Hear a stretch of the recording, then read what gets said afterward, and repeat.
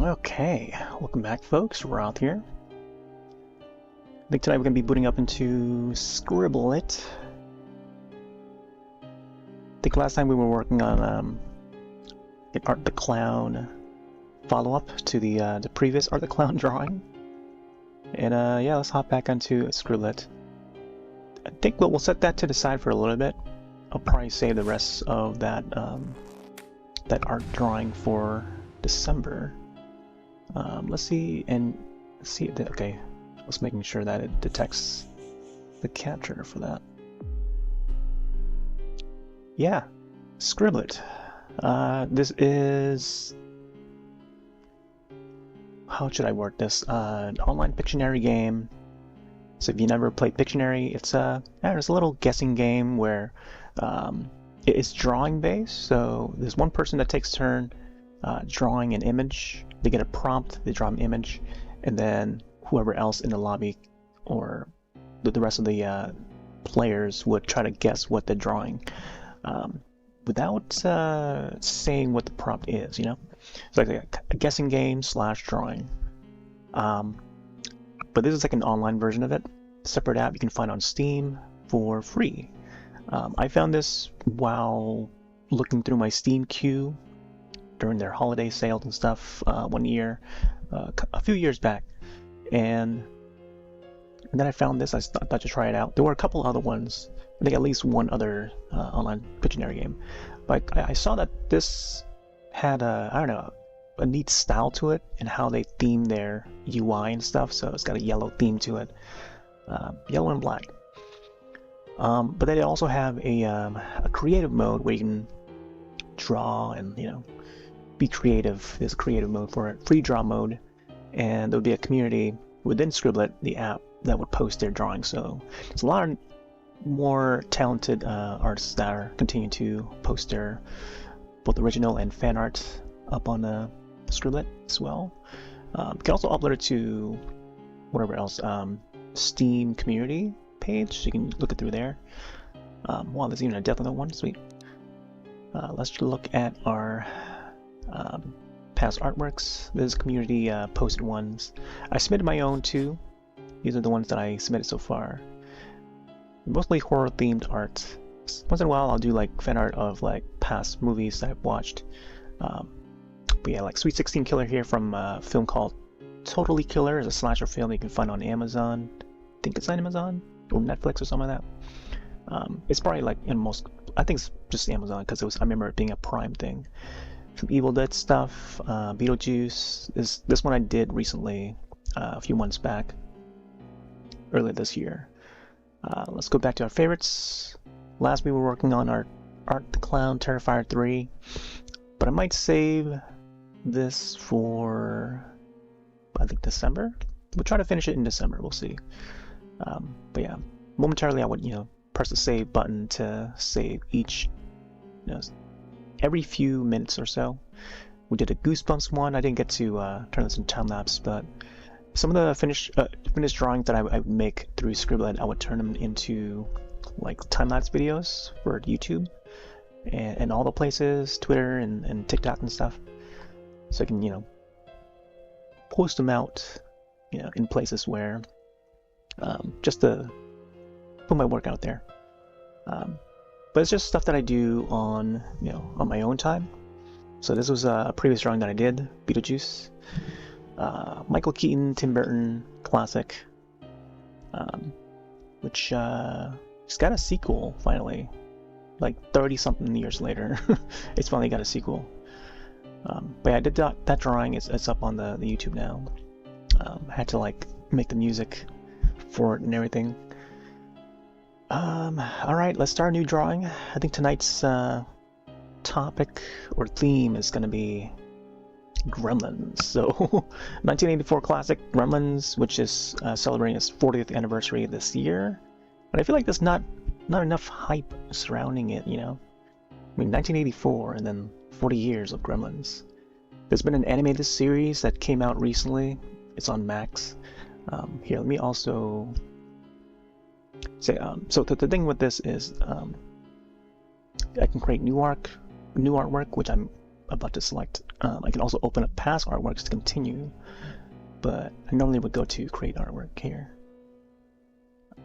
Simple tools on the sides here. You got your pencil, brush, eraser, paint fill bucket. Simple tools, line tool. Let me paint fill the canvas there. They've overhauled the whole entire UI canvas a little bit this past couple of years, I think, and it's definitely seen some improvements over the years. Preset colors on the side, on the other side, right side here. Solid colors. There's a color wheel, so you can pick your color, pick your colors. Color picker here, eyedropper tool, and then a transparency bar. There, and then you can see the whatever colors being selected right there underneath the avatar. 3 sizes of brush. You can also resize using the mouse wheel. I also need to turn on the cam, so let me do that real quick.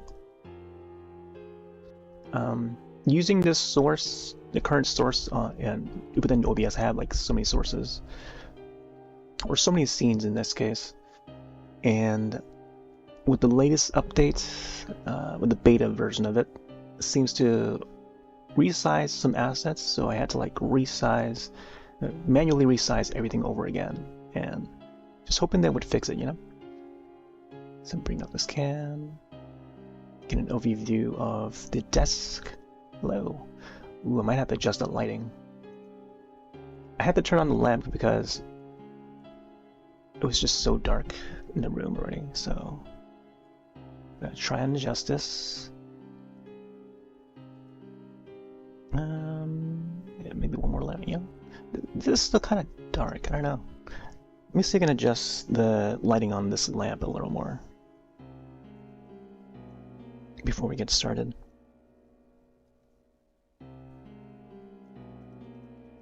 I think this is the lowest it can go. Okay, I'll have to adjust it manually with the software or drivers. I guess we'll zoom in a little tiny bit. Yeah. So we're doing these drawings by hand, and yeah, it's just a way to challenge oneself when it comes to digital art.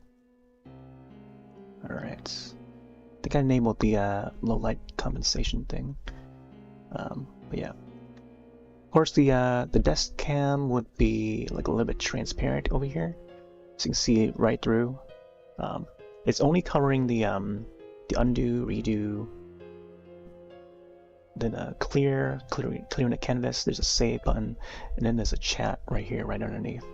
So I can type in like Happy Thanksgiving and all that. Well, pretty soon it's gonna be Merry Christmas, so I find that Gremlins is it's a Christmas film.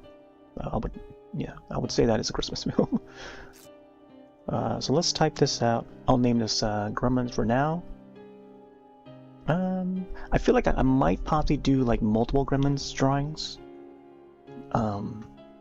Maybe before the year ends, or maybe into next year, like January.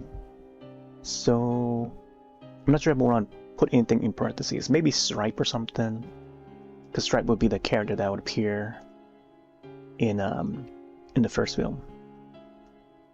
All right. I can also show past drawings, so let's get that up.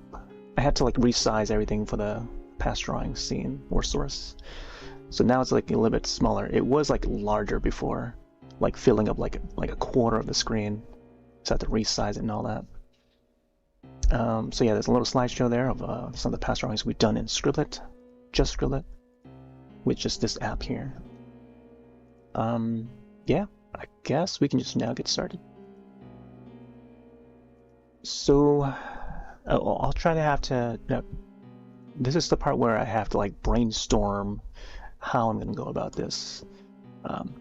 Also, we're streaming on Soup. It's a new streaming service. Let me see if you can get that prepared.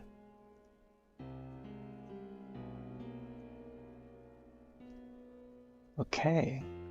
Alright, I think now we're live on Soup. Hello, Soup. I have to rename it from Suit to Soup. SOOP is a fairly new streaming site. previously known as Africa TV, and I feel like I should also link it in the chat, so let me do that now. Now streaming on the Stoop. We're also live on Twitch, YouTube, DLive, Kick, and we're adding Soup to the lineup. I'm typing this out manually. I almost spelled it as Soupy. If folks out there who are into K-pop, they might remember an English-based site called Soupy. Here, let's try this one here.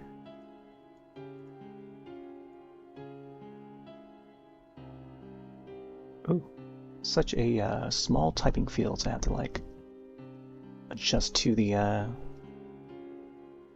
size of it. There you go. I'll have to turn that into a command so that it sends it out automatically if I type a command. So like exclamation point soup, I think that would be a great way. I could also just add the command, like do a command add or whatever. So let me try that real quick.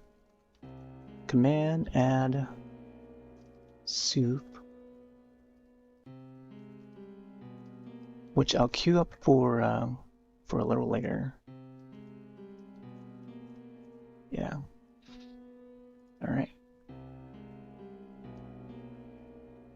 So I guess we'll brainstorm on how we're gonna pose this, and I want to try and get that one scene where the Gremlins are in the cinema theater, like towards the later part of the film, 1984 original, and they're watching Snow White, like that. That's the entire scene where they're all like in the theater, just watching and enjoying Snow White. Want to capture that, and then I don't know, maybe have like a popcorn bucket or something, and they're just like grinning and laughing. So I'll start with the seat, maybe one of the theater seats. Do like a light sketch of it, and I'll try to lay it out.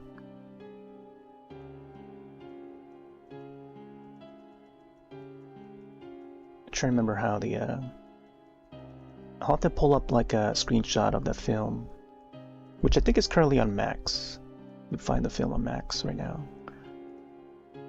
So this could be somewhat like, although I kind of want to make it so that it's an original pose, and not just like a recreation of the scene from the film or anything. But even if it is, like I want to design my own pose for it.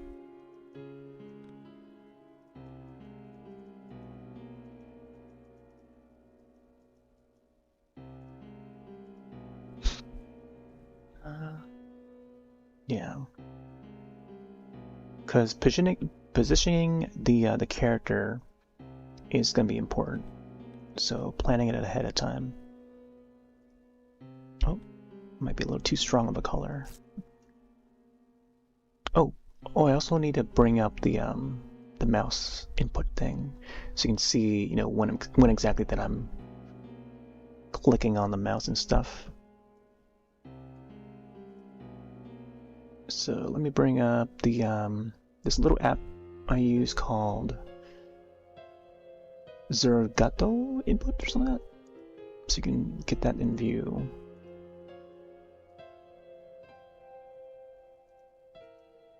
Oh, it's not showing on the screen for some reason. I'm gonna have to adjust this on the fly. So it doesn't seem to be oh man. See, everything just like resized with this update. Fit the screen. Oh, there it is. And it's so big, I need to move that.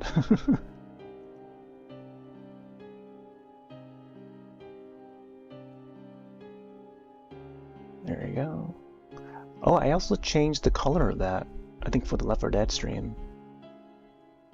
Hopefully it doesn't get overwritten when I swap back to playing PC games again, but I want to get this in, and I don't know if I want to put it over here, or I forgot to change the color for it too. That's alright.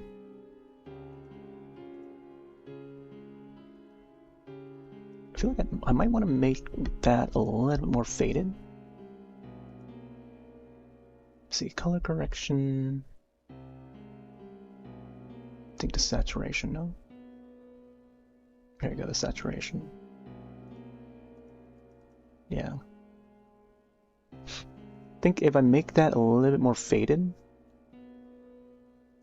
like the opacity, that way it's not as visible, you know what I mean? Wait, what happened to the setting?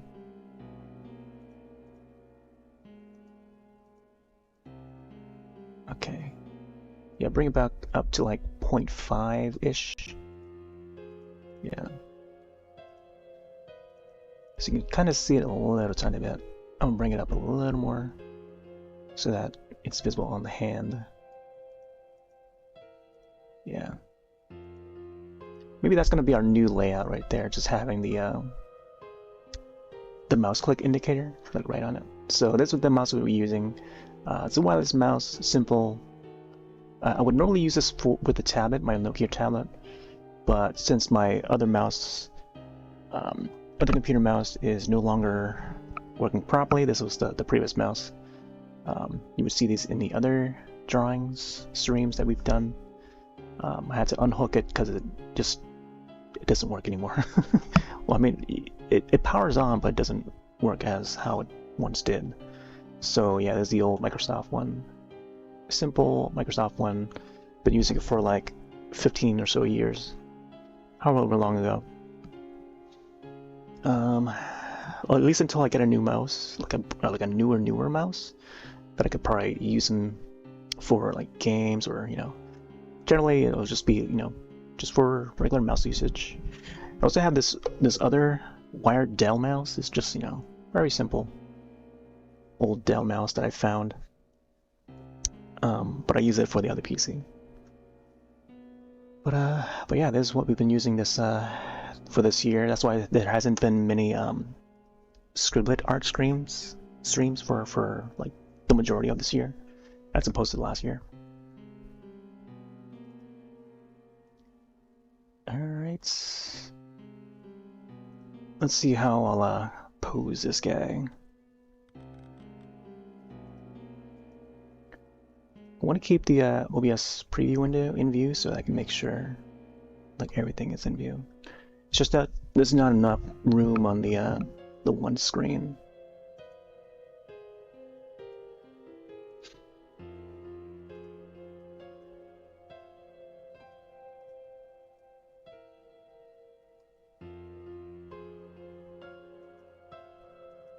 Alright, I'm just gonna sketch around and see how I'm gonna be able to fit all this in. I want to get his face like centered and stuff, and also his ears too. His ears are pretty wide.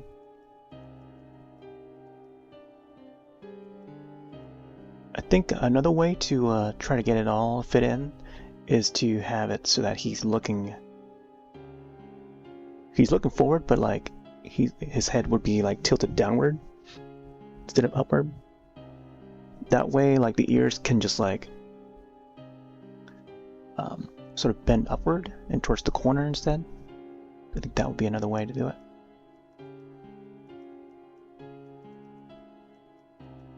To get them all to fit in.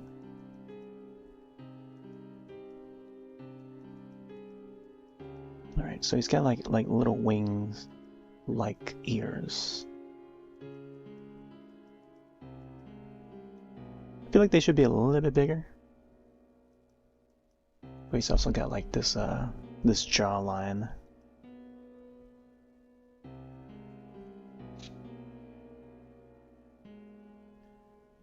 Man, I don't know if I want to add like the 3D glasses. Yeah, I think that was in the second film, if I recall. Like the new batch, second film. There were some that had like the sunglasses in the first film. I kind of want to base it mostly on the first film, or I think generally kind of want to combine them all, including the animated series. The animated series had a like a sort of a unique look to that design of the Gremlins. Yeah, let's get that grin in there. I think I might give him the sunglasses. I feel like they would look cool as on the Gremlin. I don't know why. I guess the reason behind me wanting to start as drawing the Gremlin first, before even Mogwai, or I guess the Gizmo be the name, because I got a plan for Gizmo, and it's gonna be a more Christmassy one. You know, I want to have him wear like the Santa hat and all that. But even though I drew like Art the Clown earlier, last week or the week before, whenever, with the Santa hat, holiday hat, I feel like I should also continue that later. We'll probably go back and forth between the two.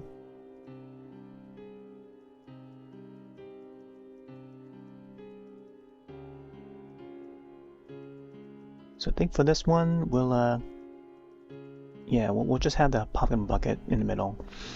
I was thinking to maybe combine the two, just have like, I don't know, maybe have both the Gremlin and the Gizmo. Like Gizmo would be like hiding underneath or something.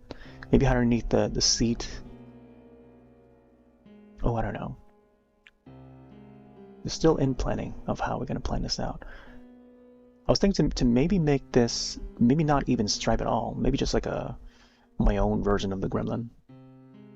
That you know, I could just make up a design for.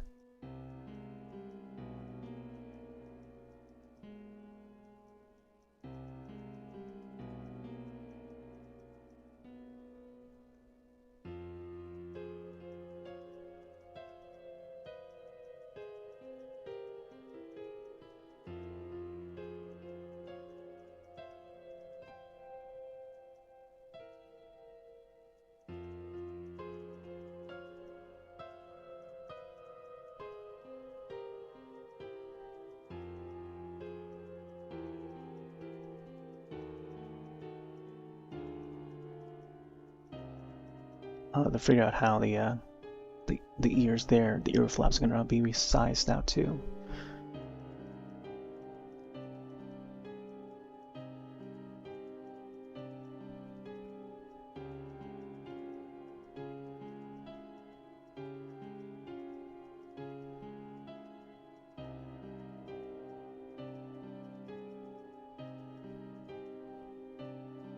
So you need to have like some sort of flaps.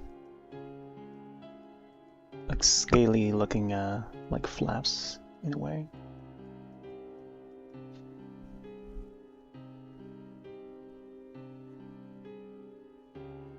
Oh, and there's Killer Clowns from Outer Space. We were just playing that last night too. Quite enjoyed the new addition of the concept character. Let me see.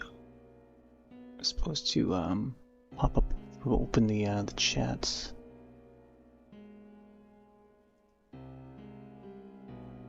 Thought I did pop it open. Okay. I see it now.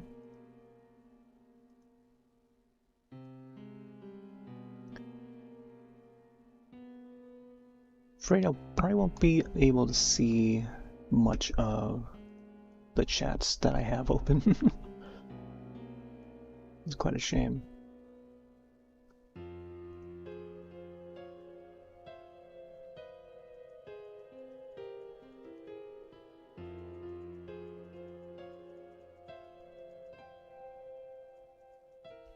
These guys sort of have like maybe a slight beak, but not really a beak. And each of the Gremlins are different. They don't all they have similar general features, like facial features and stuff, but sometimes they would have like different like hairstyles. Mostly the hairstyle, I think, that would separate them.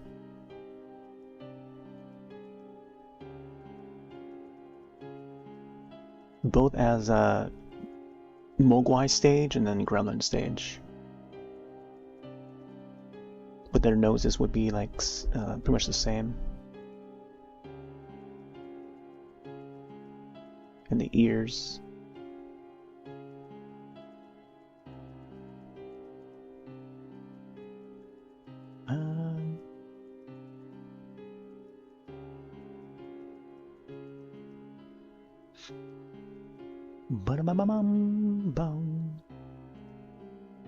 And they've got these little bodies.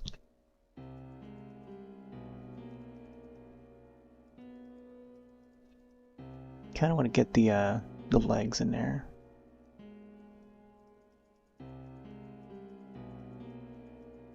Get the toes in there. If there's enough room, I would, you know, zoom it out a little more, but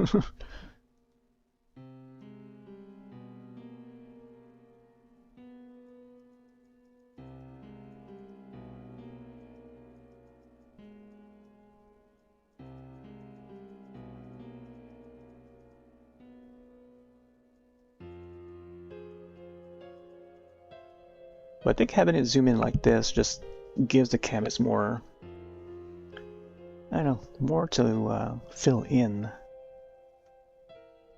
Otherwise, I think zooming it out, just having more space around the sides. Like even the Grinch drawing that I did, I think last year. Was that last year or the year before? I forget. Yeah, just like getting the background to deciding on the background ahead of time, I think is also a good idea.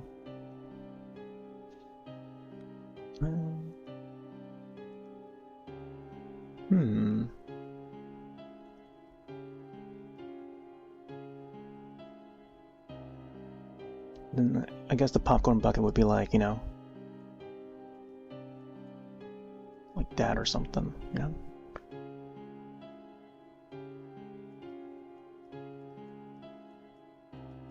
I'm gonna think of how I'm gonna get the fingers. What they got, like 1, 2, 3. I'm not sure if there's like 4 fingers or 5. I think it's just 3, yeah. Just like their toes, they have 3 toes.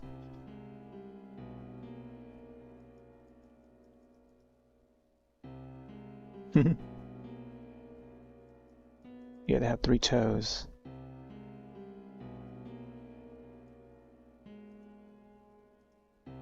Wah, wah, wah.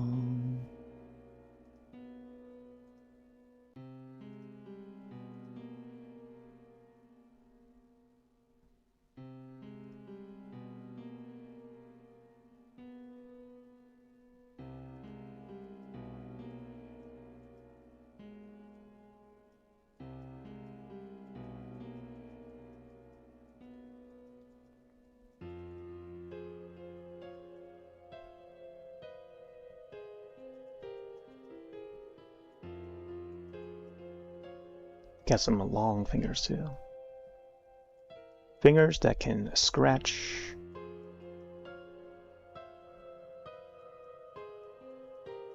and leave scar.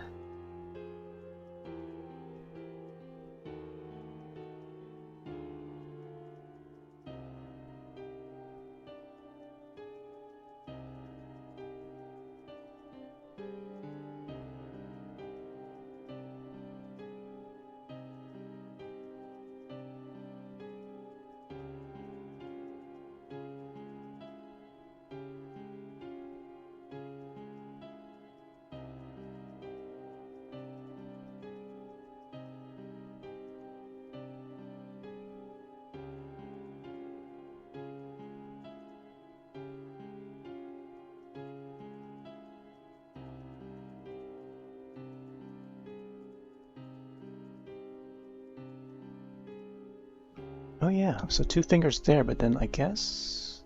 Wait. Is it 2 fingers? No, it's 3 fingers total, yeah. I think of the 2 fingers from the front. So I guess for this part here, this should be the thumb.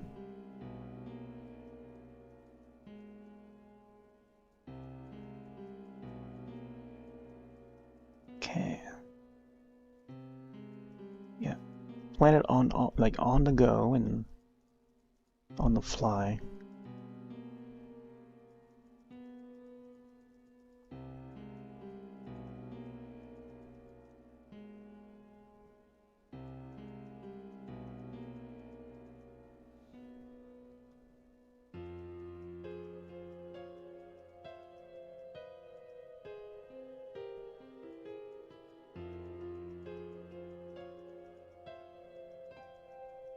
think his knees should be like somewhere.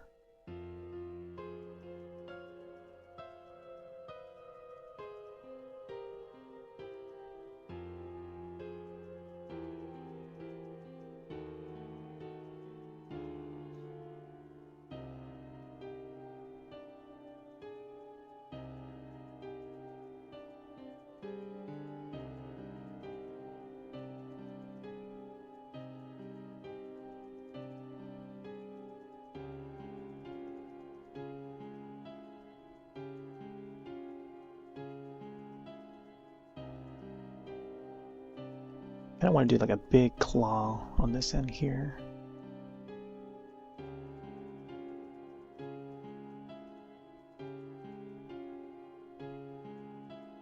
Yeah, surprisingly, they're like WB is not really doing much with the Gremlins IP. Like the animated series came out like I think last year, either early this year or last year, and I've only seen like the first season. And I've gone through the first season. And I think new episodes came out for the second season, so the second season came out with a few episodes, and still have yet to watch it. So I think possibly either this weekend or maybe in the coming weeks, I think I'll definitely have to catch up with that animated series.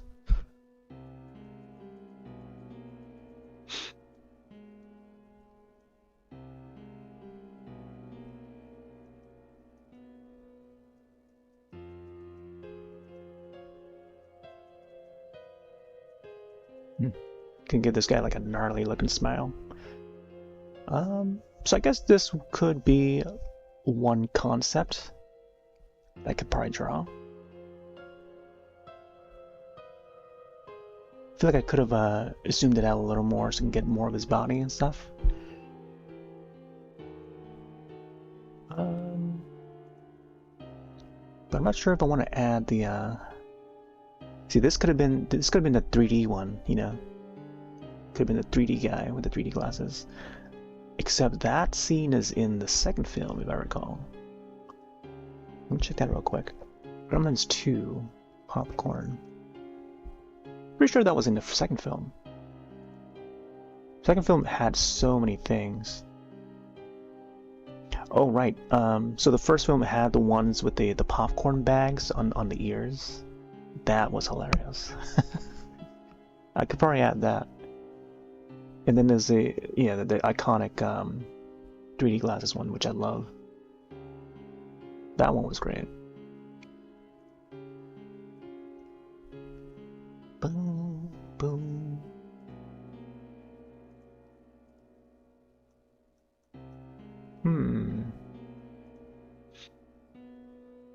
I could probably also give him a soda. I've got a can of Coke right here too.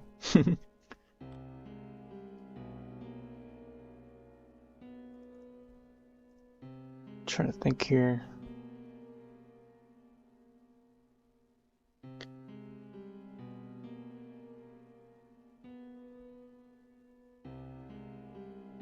Yeah, I'm thinking I don't know. Add the popcorn, but then I could give him either 3D glasses ahead of time. But then that wouldn't be striped though, it'd just be like a regular gremlin. Here, I'll just do like Gremlins popcorn.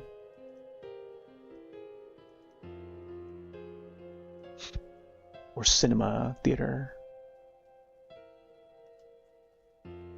Popcorn.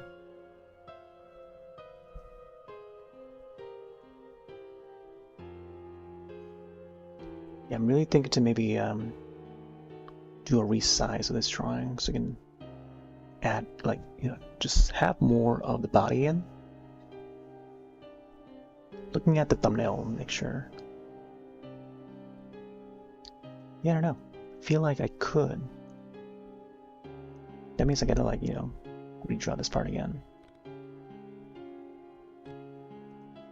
I'll have to recolor anyway, so maybe I'll just start adding it, adding the colors and stuff.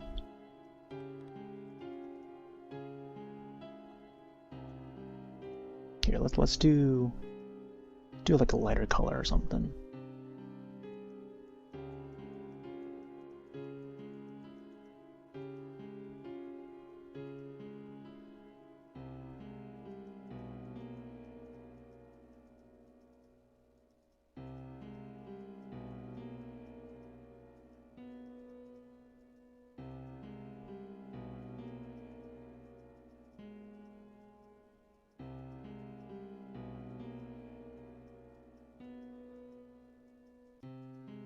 Yeah, I think it should be like around this size here.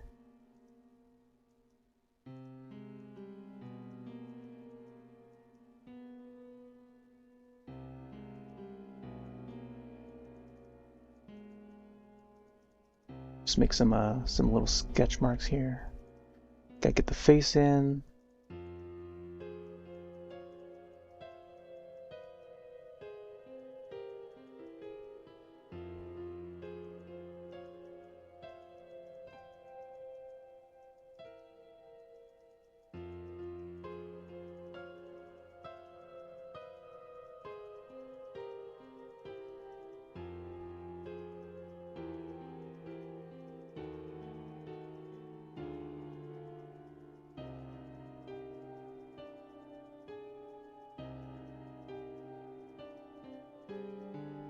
And his ear's supposed to be a little longer too, so it makes sense to resize the head a little bit.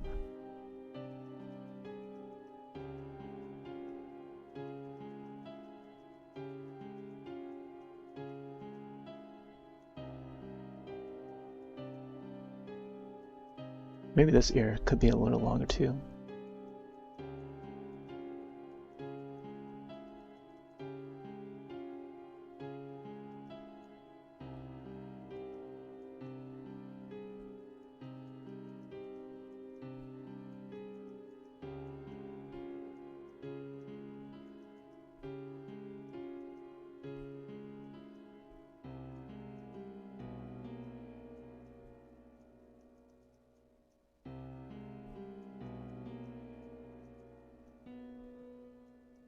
Shabooey. I don't know. I feel like the ear might have to be a little bit longer. Let's take this for now.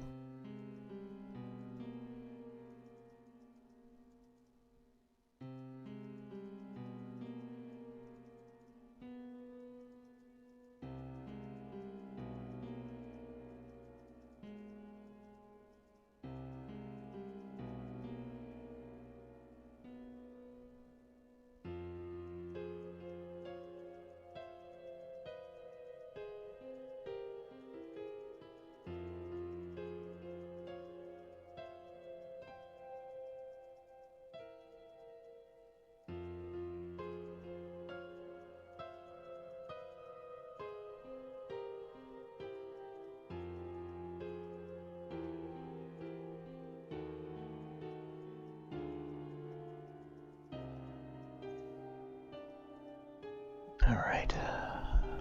Yeah.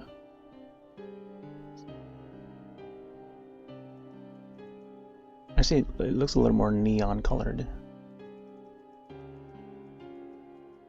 with this green outline.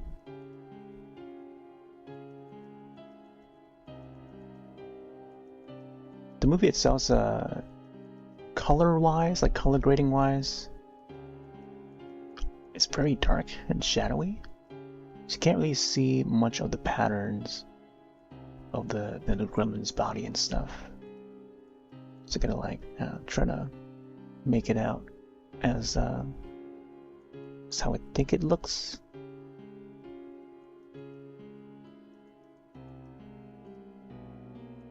Alright, let's resize this the arm part here.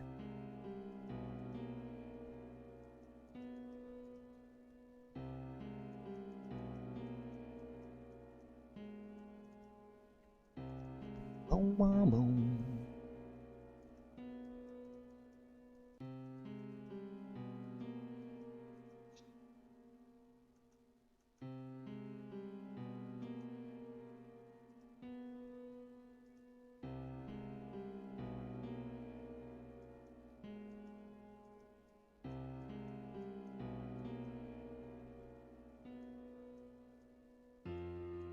We'll have to get the pumpkin bucket to be the right size.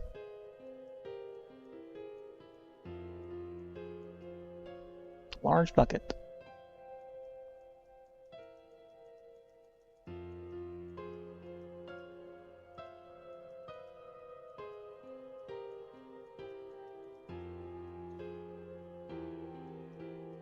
Guess the hand will be on this end.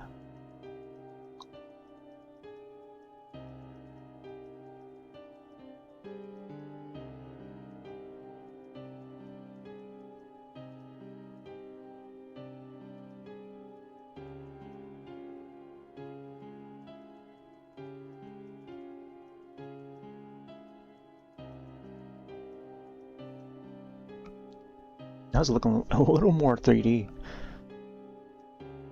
think if I can come up with a way to like make some parts appear blurry, which over here it kind of is. Just gonna go like a bigger size. I think using the right colors and using the right size brush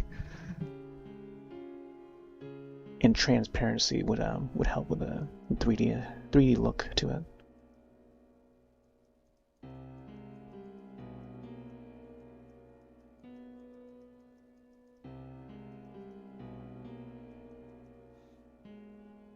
Hey there, Pine. Welcome back. Yeah, we're doing some Gremlins right now. Hope you're doing right. Happy holidays, by the way. Thanksgiving, a big one that's coming up tomorrow. I think the plan for me, we'll probably, I don't know, probably do like a couple hours, maybe few on this drawing. And I don't know if I want to maybe save.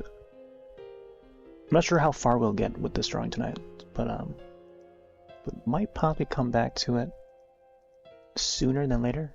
So maybe tomorrow, if there's time, I could hop back on to finish.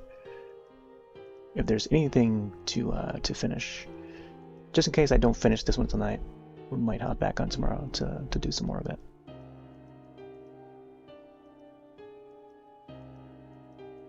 But yeah, is it 40th anniversary of the series? Of the Gremlins, I mean. And so far I feel like the studio's not really doing much to celebrate it. I don't think there's any like new Blu-ray release of it or anything. Other than the animated series that came out recently. It's been a new season. Been trying to catch up on it. Yeah, 84. Lots of 84 franchises, I think, this year. Ghostbusters. Oh, that's another thing I wanted to try and draw. I kind of want to do like a Slimer kind of drawing. Gotta represent the 80s, you know. But at least we got this Gremlin one. Try and get some Gremlins in for the end of the year. Yeah, the big bowl of popcorn.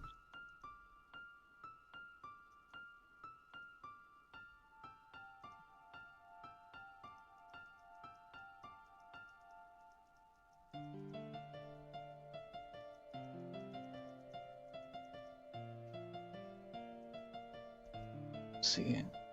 You gotta keep in mind that they have 3 fingers and not 4. I feel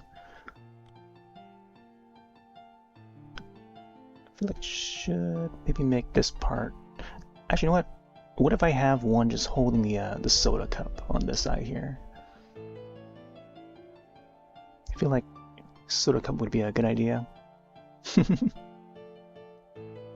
me see.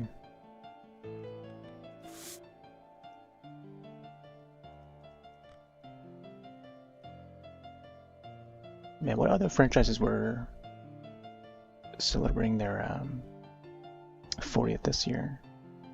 I know, yeah, Ghostbusters, Gremlins, The Last Starfighter, I think was one. That one I went back and revisited. Just rewatched the first film. There's only been that one film. That's a lesser known IP though. I don't think many people know about it.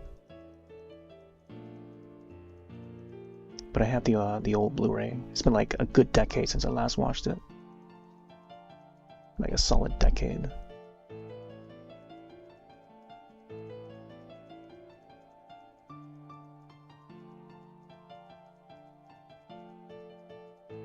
Yeah, that way I can probably also show a little more of the leg.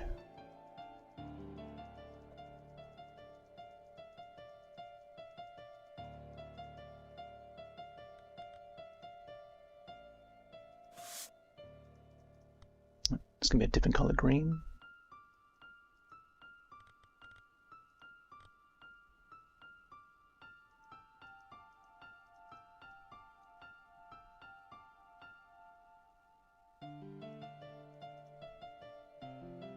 I think it's gonna be like a red cup.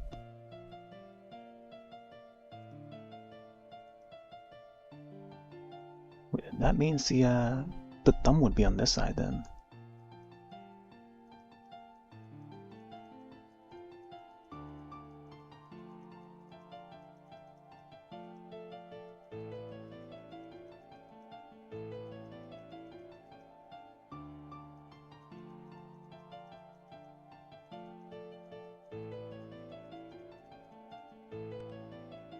Let's go a little bit more brighter.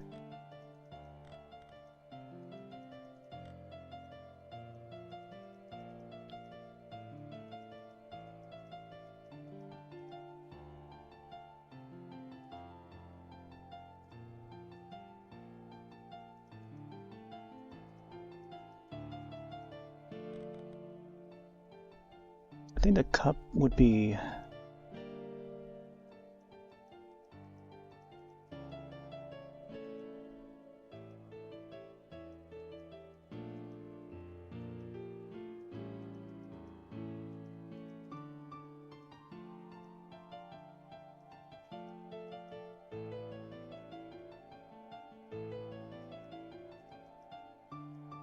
ooh.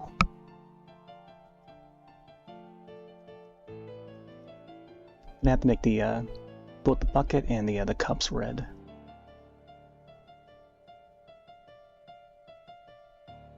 All right. Still feel like I want to maybe make the feet kick up a little more. Let's get these colors.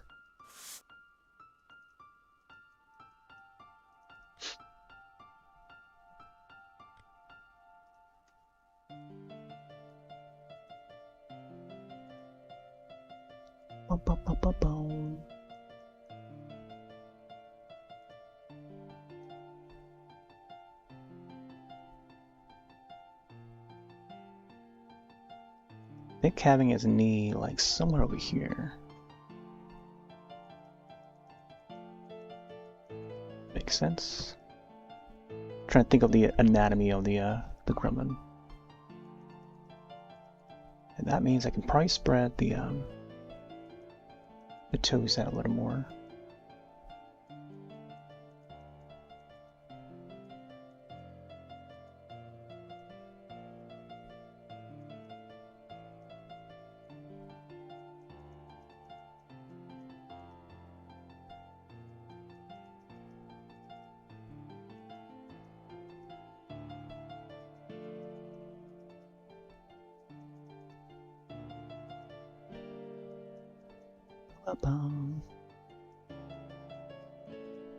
I think it's just about the same size as how I sketched it earlier.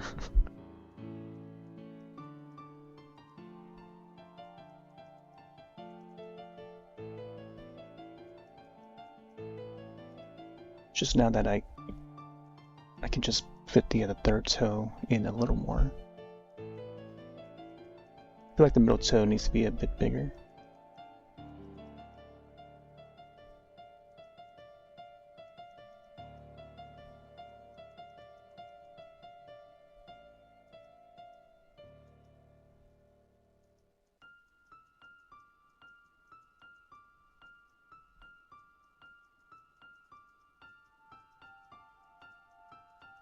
Yeah, something like that.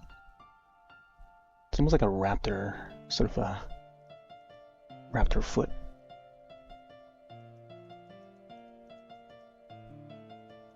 Oh, speaking of raptors, this is upcoming horror comedy film. So horror comedy film coming out called The Invisible Raptor. I saw the trailer for it. Looks pretty fun. I forgot who is involved with it. And I think from what I remember, it's gonna be under the Well Go USA label. Those guys are known for putting out some cool international films. They would do a whole lot of variety, but I mostly like a variety of genres, but I mostly keep track of their the horror releases, and that is their latest one. There's one that they put out, I think was called Sting, the one about the spiders, the giant spiders. There's a few of them. There's one that they had like a centipede. I still have yet to watch that one.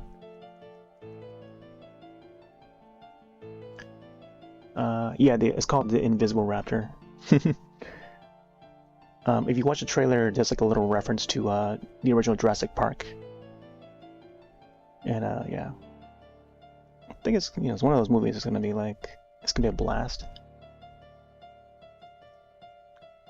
I think it's like part action.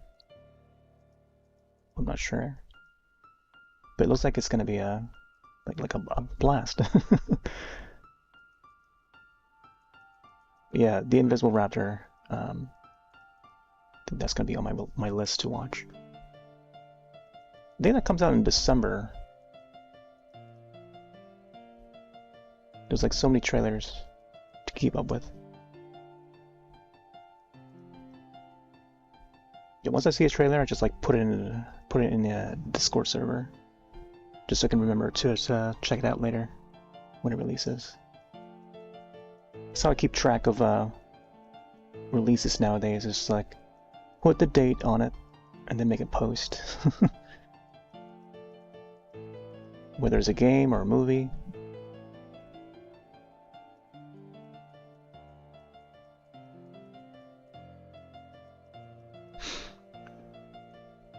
Yeah. Yeah, I caught it right away when I saw it. I was like, whoa, that is totally Jurassic Park.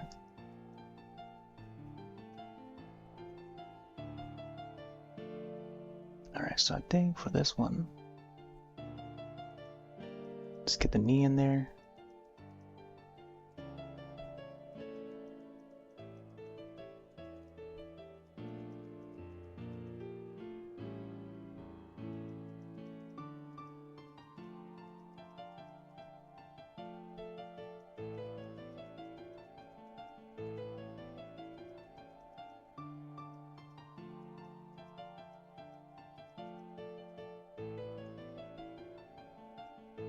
Boom, boom, boom, boom, boom, boom, boom, boom.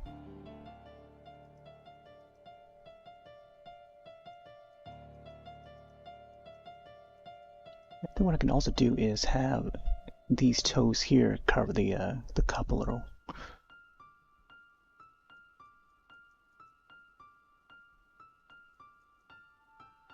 Let me see.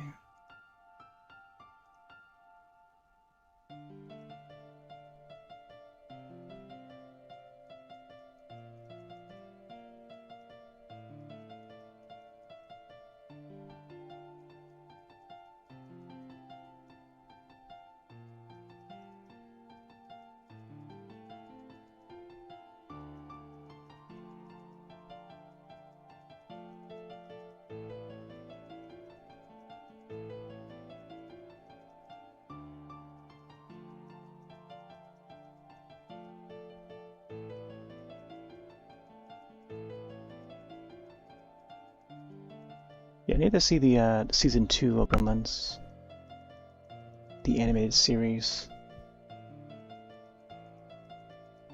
Yeah, they came out with a few episodes. I'm not sure if they're going to add any more. but season 2 seems to have like less episodes than the first season.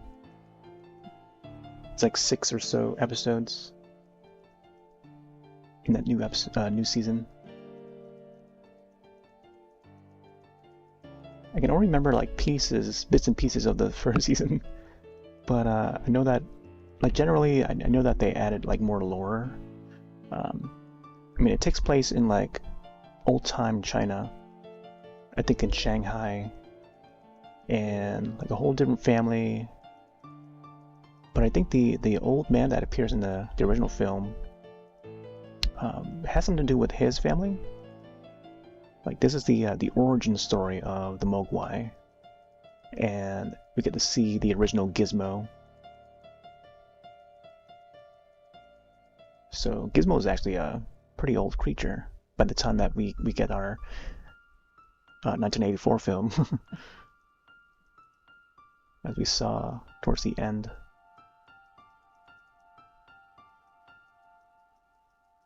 But yeah, it's based on that the guy that arrives at the house at the end.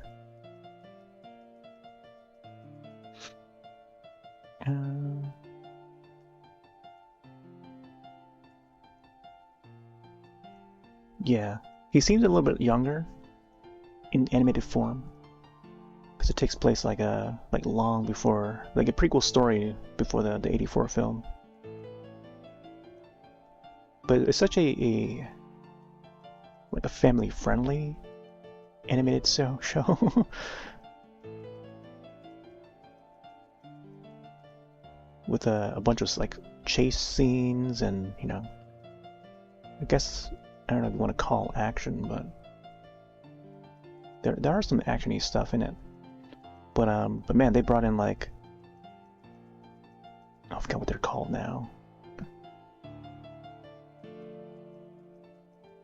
They brought in like zombies and stuff.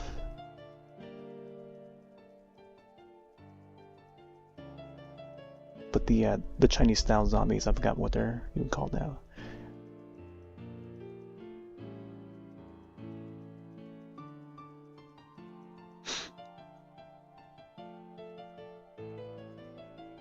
Yeah, there's just a like Chinese mythology stuff. I mean, there's like dragons and stuff too.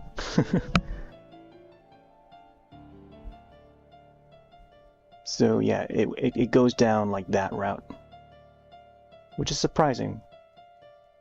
Like, you don't see a lot of that in like animated media. I guess like there's one show called like what was it called? Shaolin Soccer. No, not Shaolin Soccer. Not that movie. Shaolin Showdown. Yeah, the old WB. So it almost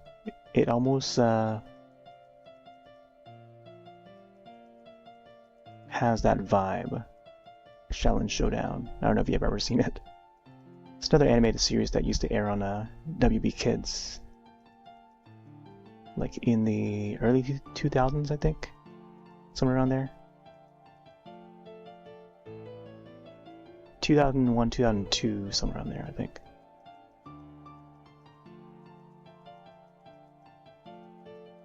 Like, it has that sort of vibe, but in like a 3D CG sort of a look.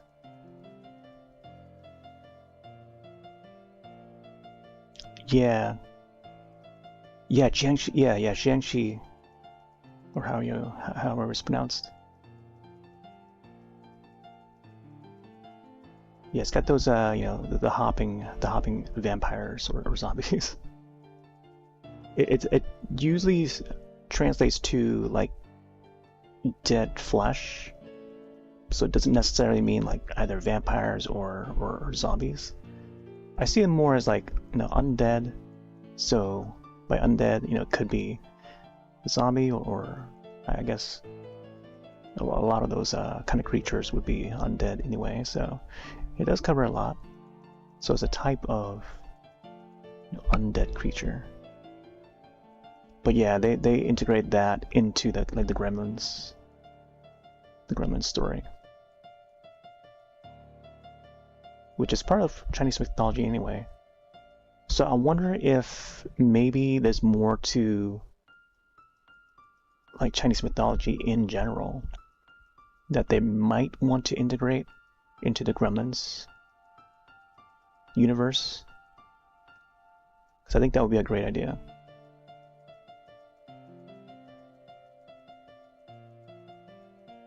But that's gonna be like a lot to focus on, though. I mean, I don't want them to like stray too far of a focus from the Gremlins creatures. As long as they keep focus on the Mogwai or the Gremlins, I think that that is the important part. But they also keep it like sort of family based, so there would be like other characters that would appear in there that would help the family out, like help the kids. It's more of a kid show, a kid friendly show, like more kid friendly than the actual movies themselves. But yeah, it's a totally different route than expected. But yeah, no idea if we'd ever get like a Gremlins sequel, like a part 3. There's been a script, I think a script already exists for Gremlins 3, but they just never turned into a movie. Like it's already out there.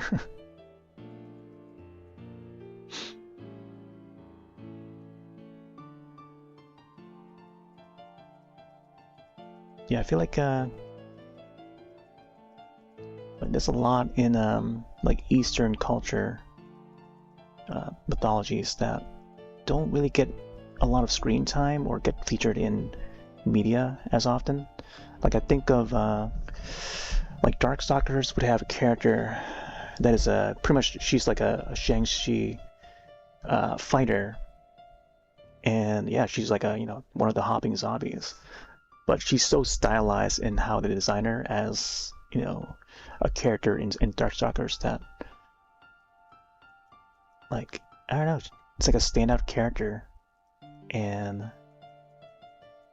that's like one portrayal of that sort of mythological creature. I'm blanking out on her name, the character's name, but I remember seeing that a lot. Like even Darkstalkers in general, like that's a Capcom game that doesn't really get much recognition these days. And there was even an animated series for Darkstalkers, like way back in the 90s, like late 90s. But yeah, I don't know. I think the creators or like the director and producer of the Darkstalkers series, they call it Night Warriors in Japan. It's similar to how they call Rockman in Japan and then Mega Man over on the West. So for us, it's Darkstalkers, just one word, I think. Darkstalkers, Night Warriors, and there's a bunch of like mummies and stuff. There's vampires and stuff. Some unique designs of characters. It's a fighting game, Capcom fighting game, and yeah, it's not as popular as Street Fighter. And they just never came out with like another game since then. It's just a remaster that they came out with more recently, like a few years back. Yeah, I feel like we're like only scratching the surface of like yokai, like Japanese mythology. The Ring and Ju-on.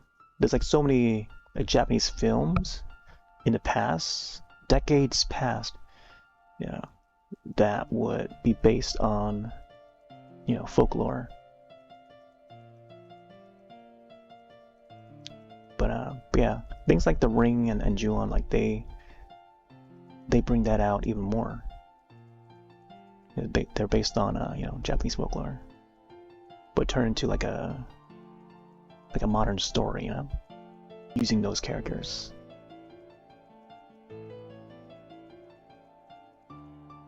So I think in the realm of horror, I feel like they could do more of that. There needs to be more original stories, but making it believable, with myths and legends.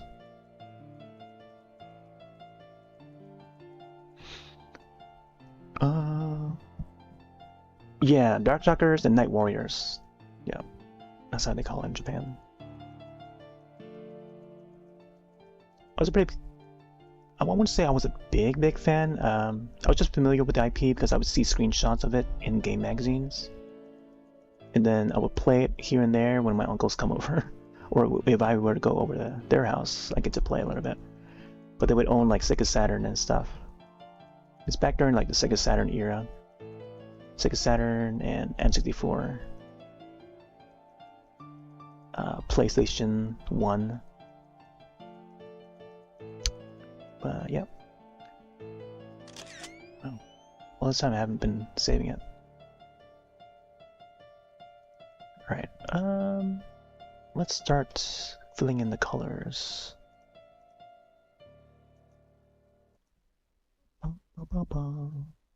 Let's see, rewind back.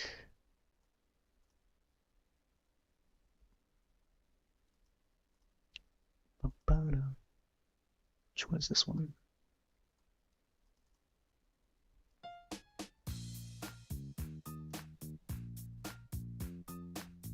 Alright. Yeah, it's gonna have his teeth here. Actually, I don't even know how many teeth he's got.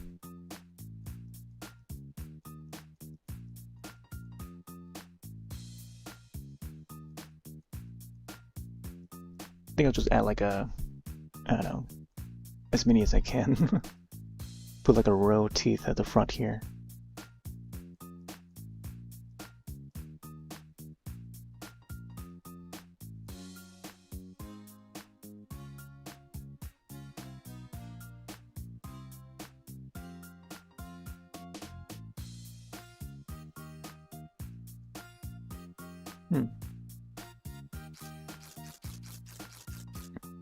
Let's make this part here.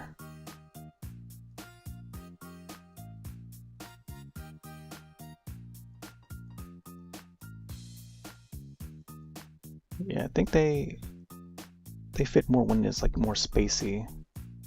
They're like almost like fish teeth. These guys got. Maybe more like reptilian, like alligator sort of teeth, like crocky sort of teeth.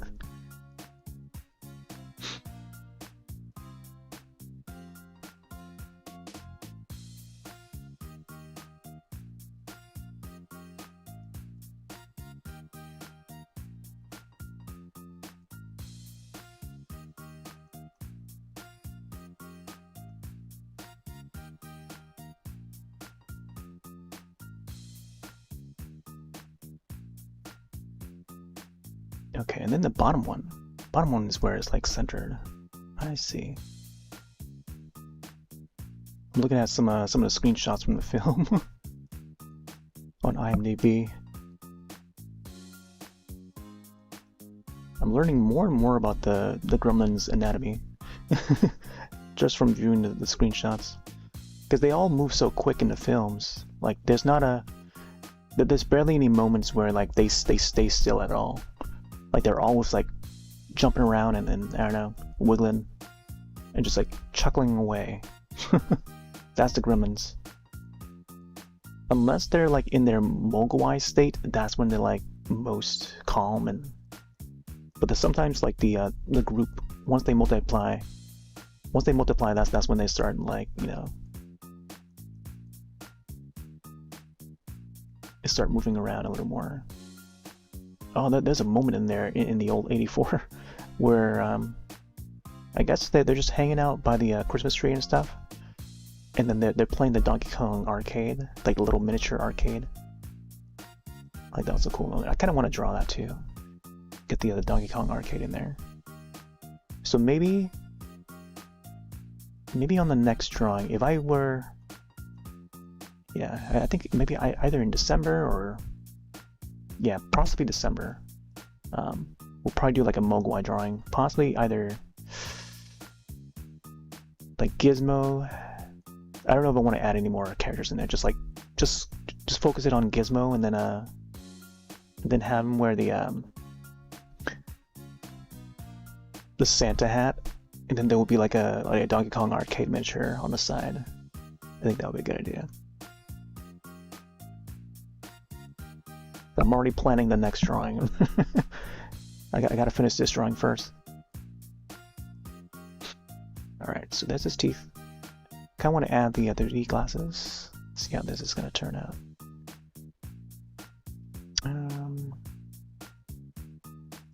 See that.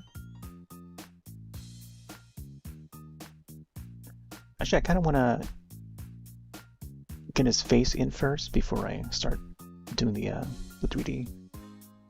Yeah, they start having the zoomies. These guys have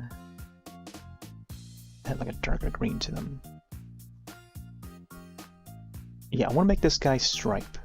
So would he have this would be the one that would have the puffy hair, like the mohawk.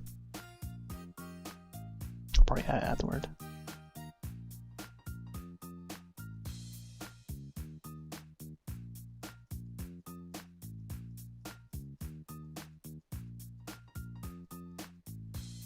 Let's color in a little bit.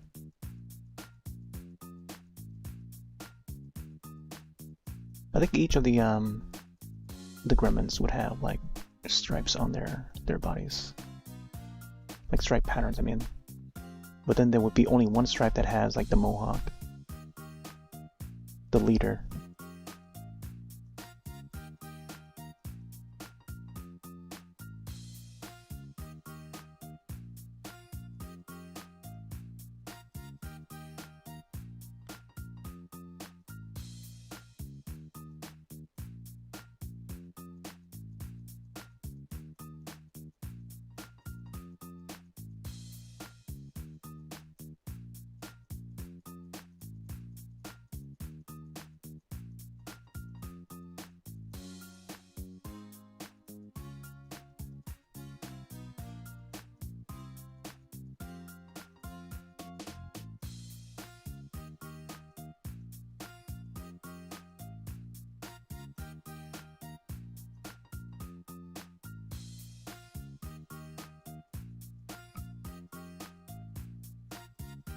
Trying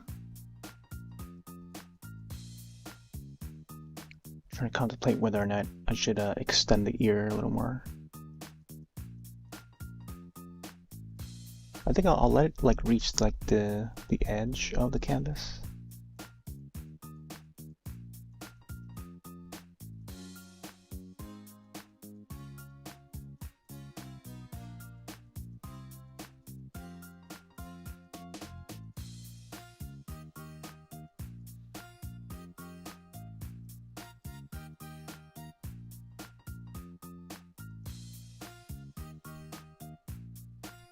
Ooh.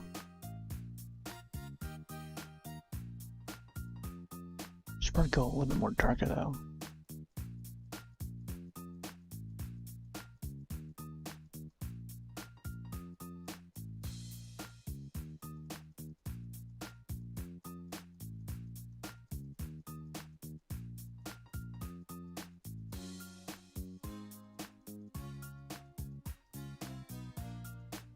Do.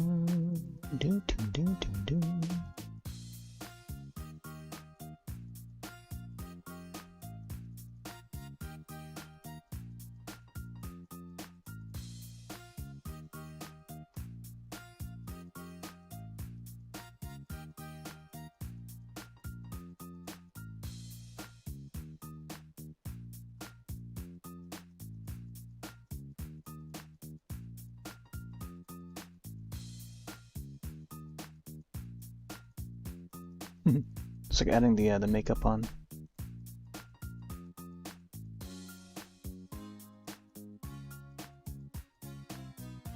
All right, fill them in.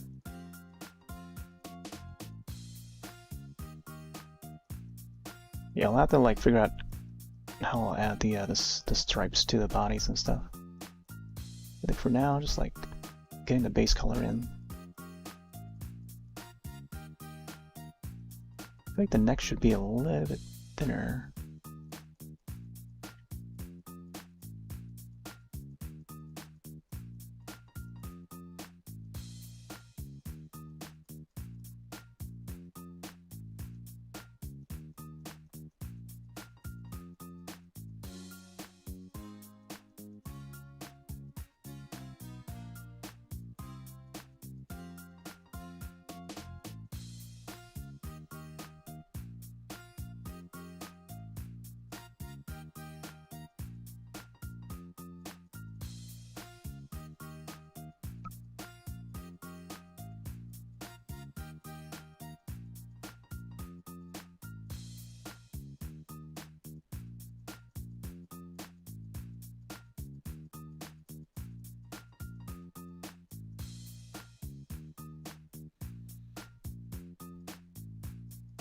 feel like this is gonna look a little more toony.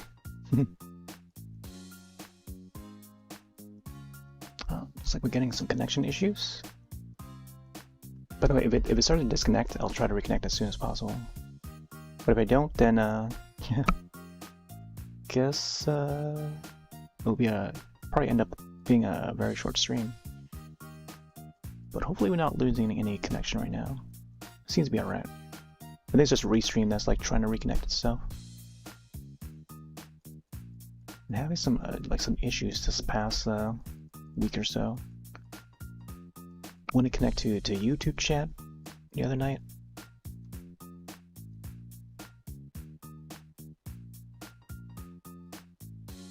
Yeah, I think for a moment there it's like trying to connect to it. Just saw the dialogue popped up for a bit.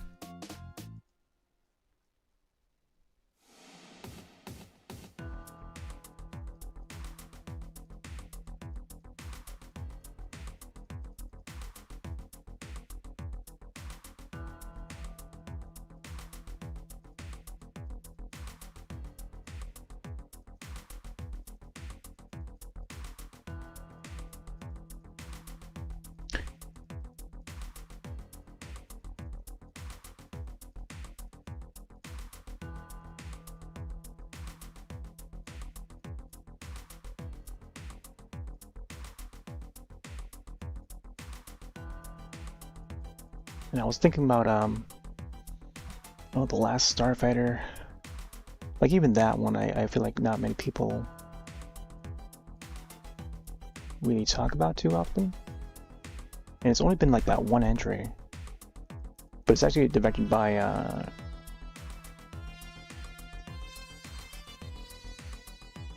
the guy that played Michael Myers. Like he was like the man in the costume, the original Michael Myers. From Halloween. Wait, the last Starfighter is more of a like a sci-fi film.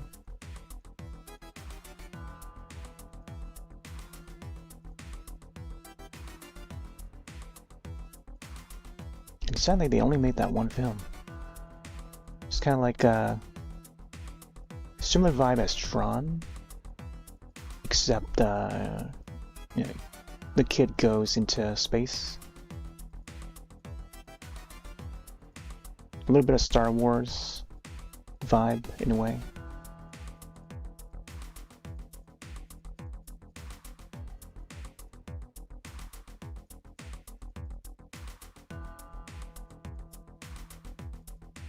But he plays this this old arcade machine in his hometown, and like a really small town, and then he makes top score, and then gets recruited to defend the galaxy.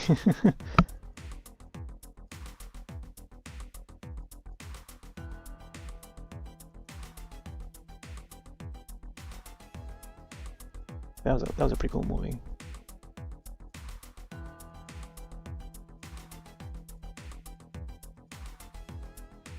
There was I think there was an Atari game based on I mean it wasn't an actual game, it was just like a prop. Like the game was made for the movie itself, and there were no actual games made for it. But there were fan-made games based on what was seen in the film. Like a Flash, not really Flash, it's like a web-based game, and that web-based game has been converted to be turned into like an actual arcade cabinet, like a little fan-made project. So that's like the only thing of that game that exists. It was just called The Last Starfighter. But yeah, it's a little like asteroids kind of game.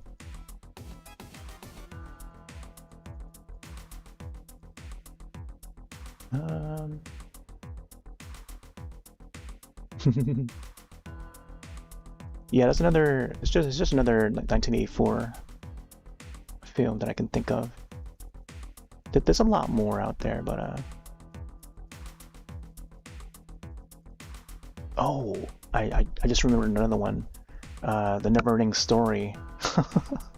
The Never-Ending Story, wow. That's another 1984 one. Totally forgot to rewatch that one. That would have been like the great one to watch during the summer. Maybe I'll put that in once before the end of the year. I guess it does have some rain stormy scenes in there, but that's about it. But once Bastion goes back to reality and he rides on a Falcor, like it goes back to like summer sceneries. Haven't seen it forever, yeah. Oldie but goodie classic. Man, they even had like the song, like the Never-Ending Song by Lamal. I don't know why I call it Never-Ending Song. The Never-Ending Story theme song. On Twitch Sings. Yeah, it was on Twitch Sings. Twitch Sings added a whole bunch of like cool songs that you wouldn't think that would add, but then like they had it. There was like a whole playlist where it's all just theme songs, and there was like a separate place just for Disney songs. It was such a cool era for Twitch. Like everyone just knew everybody within the Twitch Sings realm. Do kind of miss it. But anyways, yeah, the Never-Ending Story song was on there. It's quite a very popular one. There was DuckTales, you know, all the Disney stuff. Aside from like a Goofy movie, they didn't have any Goofy movie songs. That would have been awesome if they added. But yeah, we were like requesting songs for them to add through the official Twitter. Like they were taking requests for what songs to add, what songs to license to add it. But we knew that you know that app wouldn't last long, you know, due to the copyright music and stuff. So we had to delete. When the time came, we had to delete everything, all the streams that we ever did for Twitch Sings, and it's just a bygone era. But I do miss it a lot. Such a fun time.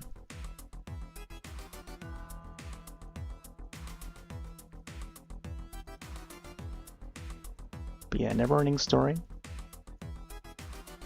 I have the first film and the second film on Blu-ray. I used to have it on VHS, but then I guess we lost it. Let someone borrow it, and then they lost it. Might have been like a family member.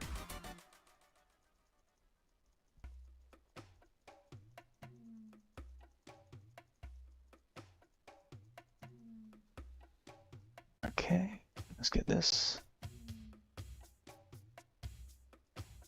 Oh yeah, apparently they put out a like a new remaster of the film. I think it's now in 4K. But they've added footage of the German release. The German release of Never-Ending Story would have like extended footage that the US didn't get, and I've yet to see it. It just came out like earlier this year for the 40th anniversary of the film.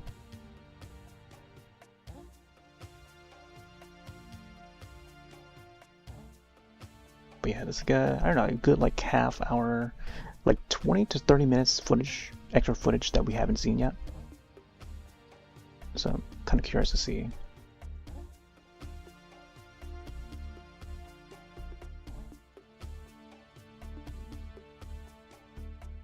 Yeah, it was just on the German cut.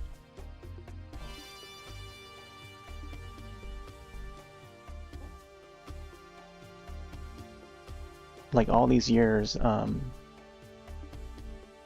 know, since the film's been out, only Germany has had the extended cut of it. Like you either had to watch it in German or, you know, or not at all, because I don't think they ever released it outside Germany.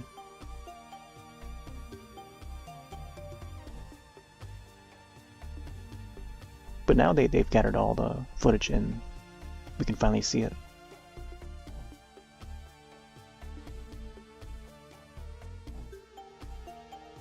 Yeah, you really have to like keep up with a lot of the Blu-ray releases to know about them. But man, yeah, there's like a collector's edition of that, which is really expensive. But they also have like a standard edition.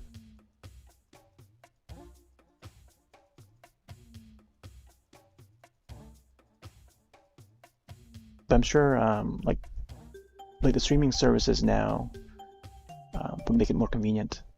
I'm sure they'll update whatever the whatever streaming services is on to have the German version of it or the extended version. Unless the extra footage is only in the extras bonus features of the new Blu-ray. But I really hope they come out with like some sort of a extended version of it, separate from the the version that we already have for our region.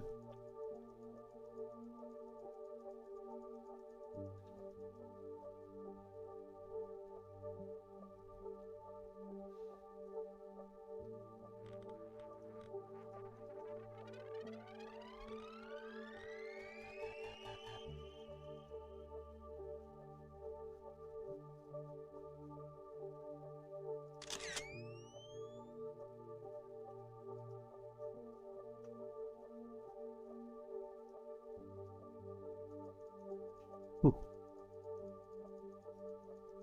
It's a very bright yellow.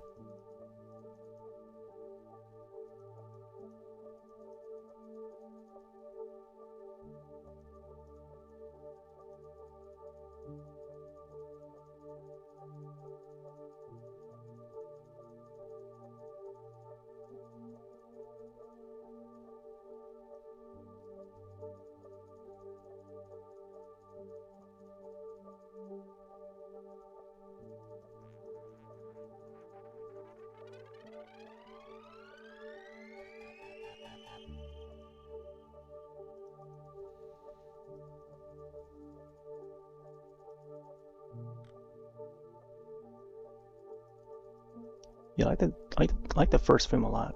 The second film was great too.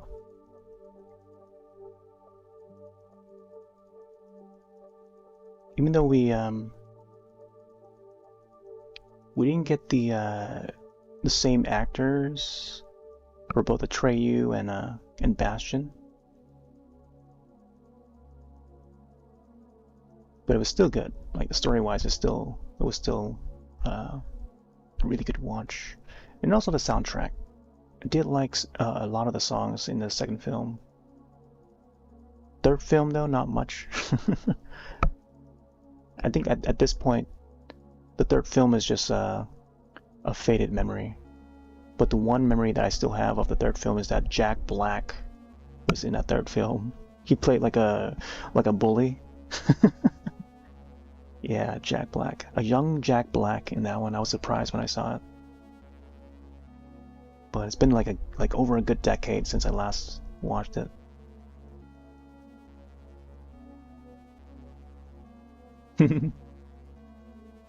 Yeah, I don't remember much from the third one. I just remember like the classroom scenes, and that's about it. And that Jack Black was in it. There's also a TV series, both live action and animated. And yeah. I forget what channel it aired on, but they did release it on DVD though.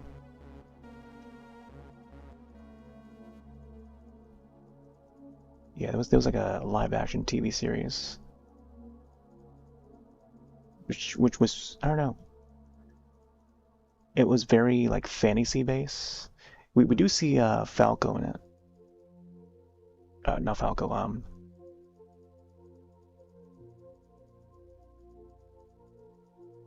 Falcor, I mean. And he looks a lot different in the TV series.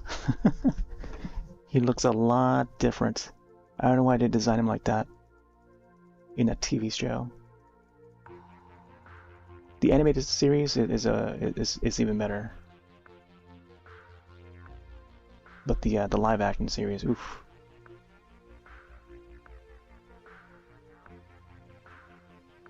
But it was just alright.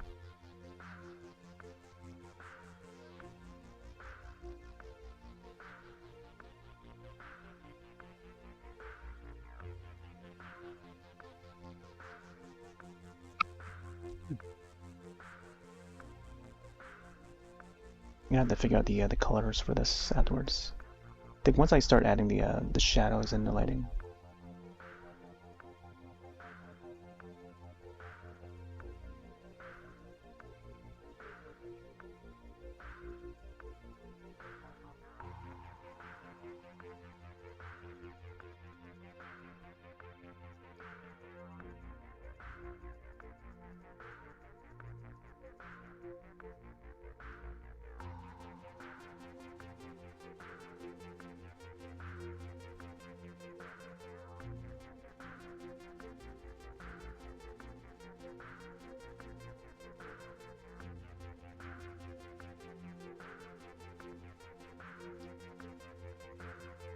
Man, surprising I didn't get to do any like never-ending story drawings at all. I would like to do like a Falcor drawing. Oh, that would have fit so well with the the whole like Year of the Dragon thing too. With Falcor being the luck dragon. Oh, that would have been great. I think that would have been great for the summer if I had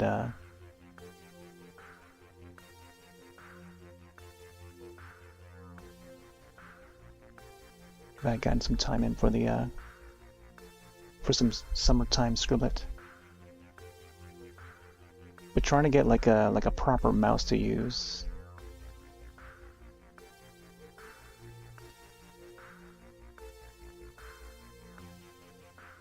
All year, it's like, wow.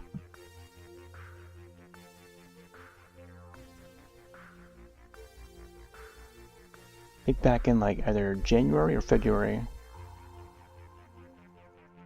the other mouse that I had was just like it just wouldn't work anymore. Like it powers on, but like the clicks won't work anymore.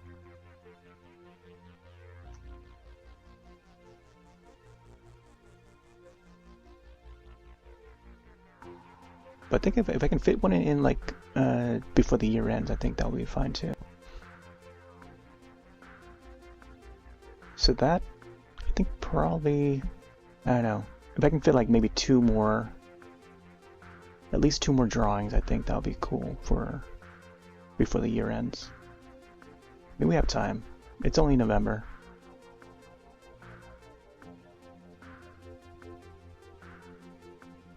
Yeah. I mean, I still have the mouse. Like, it powers on and stuff, I can plug it in.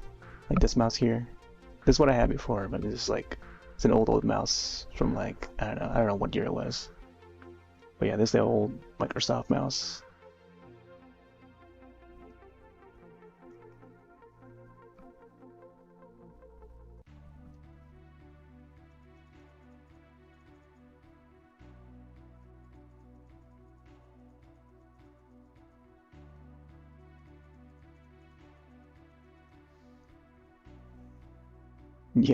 Yeah, I could fit some more drawings in for November.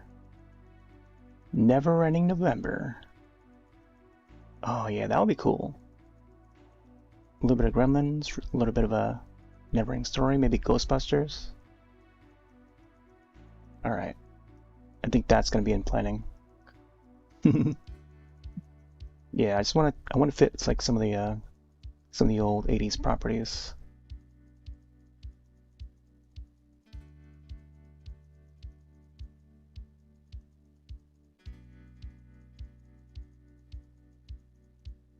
So maybe next week we'll probably do either Slimer or Falcor.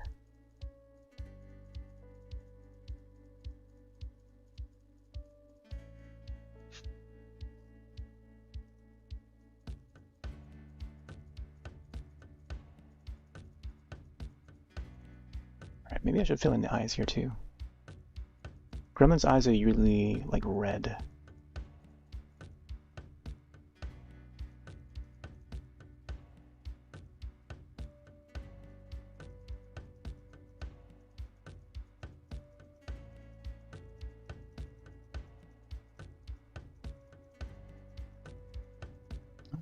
Let's see.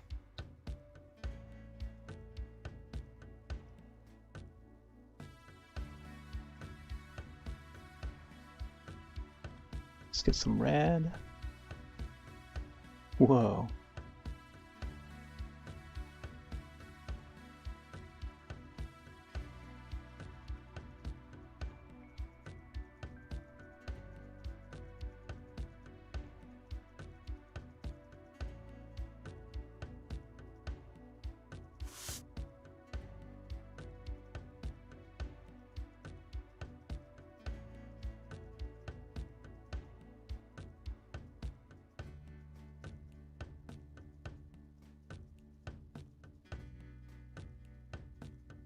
I want to get like a darker green, but it's like tough to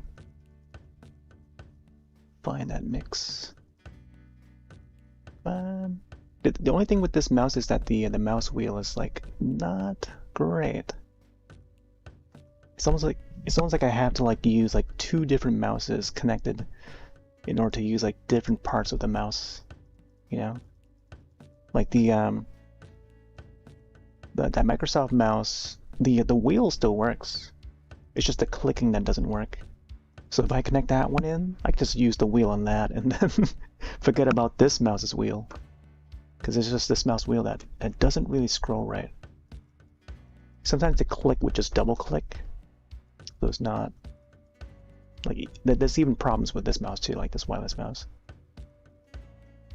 Yeah, I'm trying to resize that brush, but it's like so that it just wouldn't go.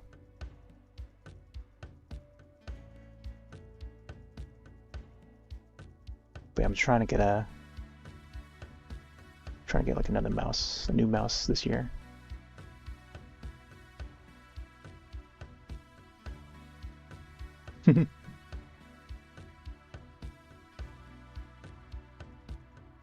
Like even playing like PC games, I would have trouble using this mouse here. Swap to like a certain weapon, it brings up then another item in the inventory. Alright, I think this is the color that I want to kind of go for. Gotta go a little bit darker.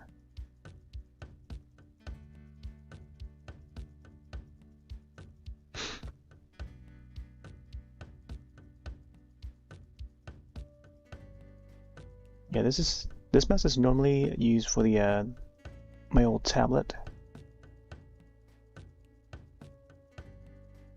Computer tablet, I mean.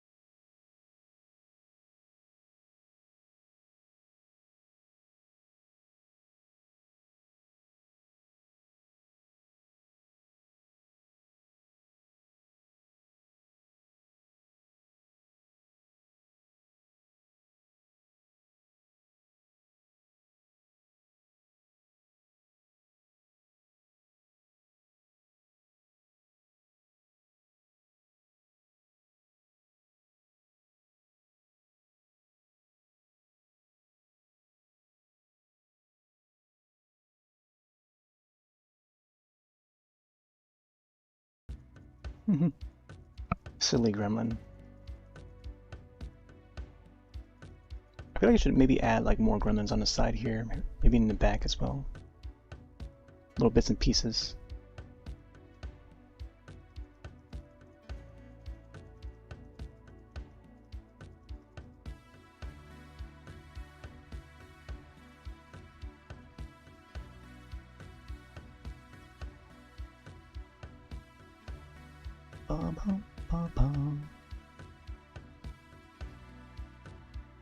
I think once I started adding the blacks, the shadows.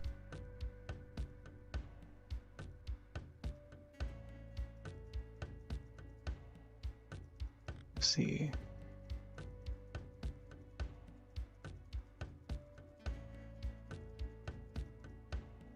Yeah. Yeah, this would definitely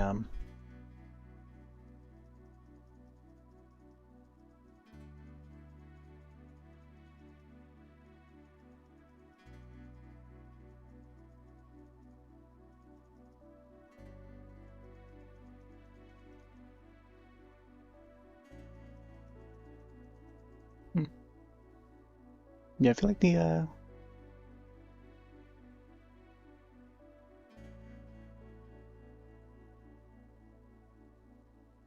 wait, I should also add the red for the bucket. Let's see. Add the white red.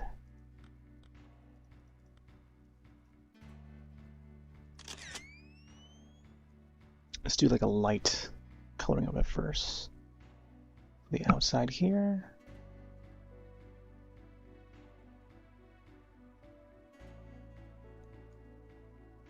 And then I guess on the inside would be a white. Let's do like a light white. Ooh.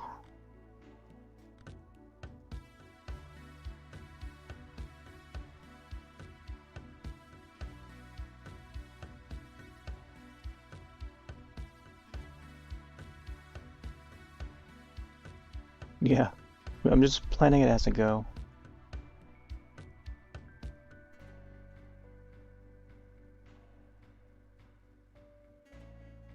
Just gotta think of how I'll lay out the popcorn.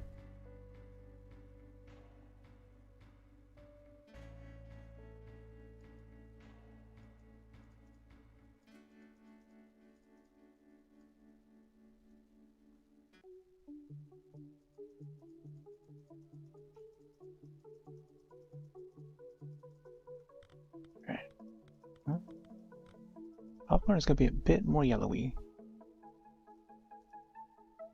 Light yellow.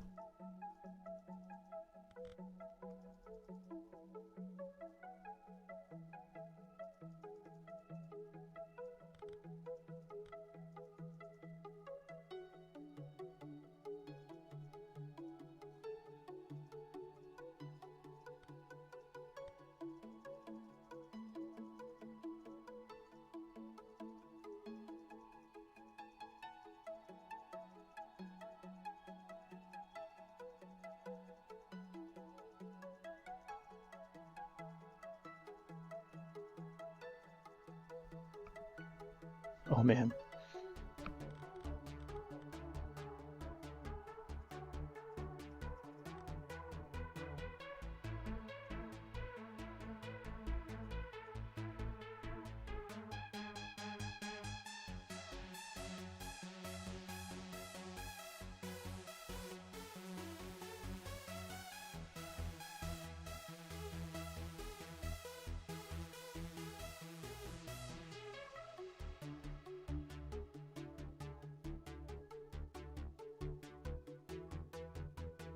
Take a look at the screenshots of the film again.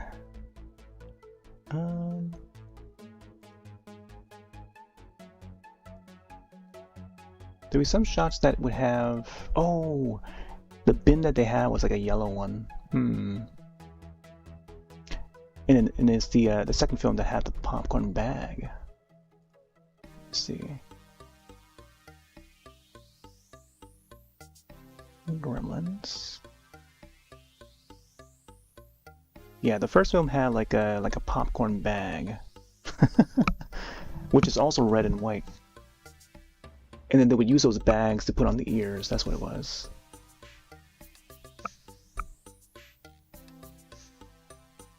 All right.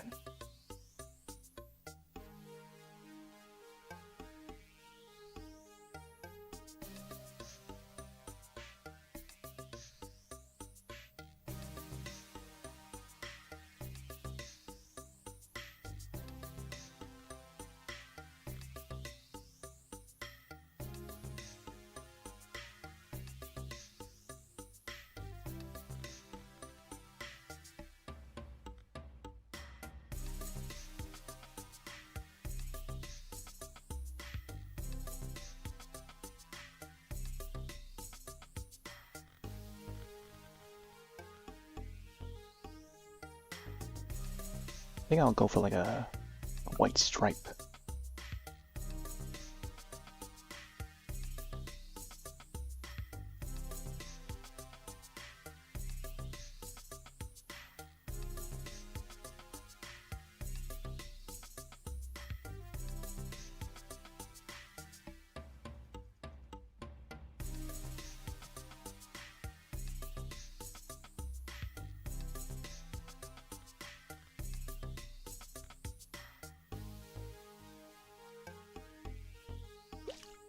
Oh no. I think clicking on the mouse wheel to give it like a fill.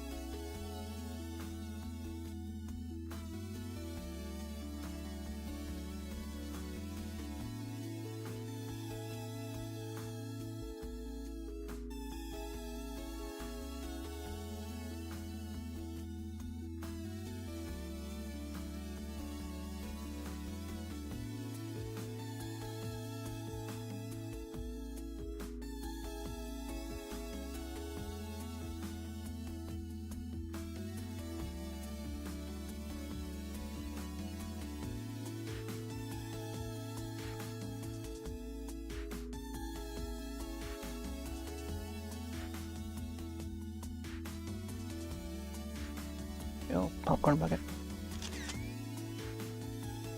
And the same with the cup too. Cup it would be a red one. Ooh. Very solid color.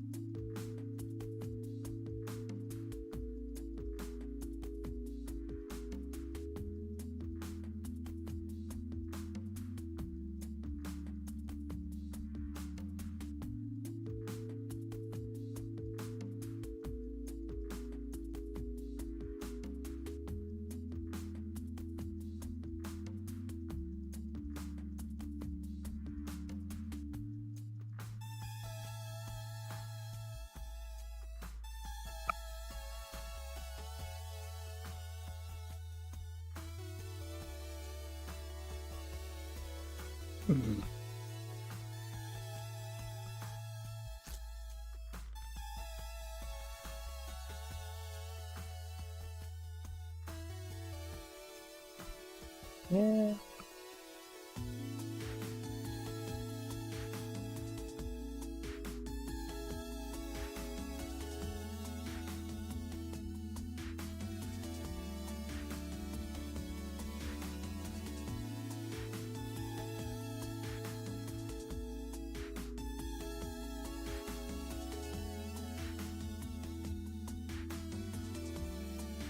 Oh, I also need to add the straw too.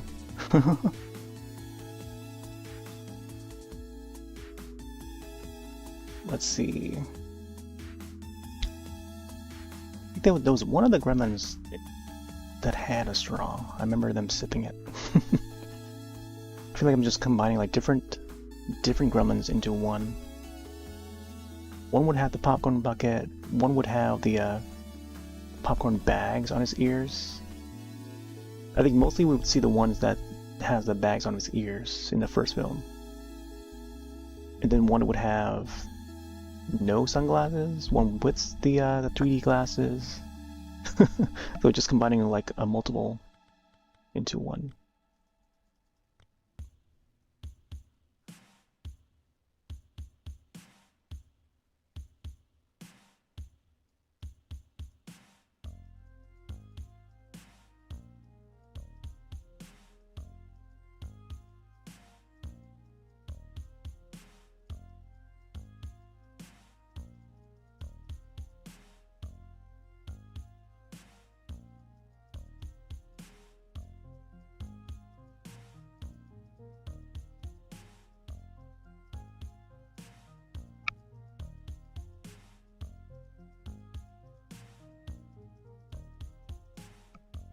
Bum, bum, bum, bum, bum, bum, bum.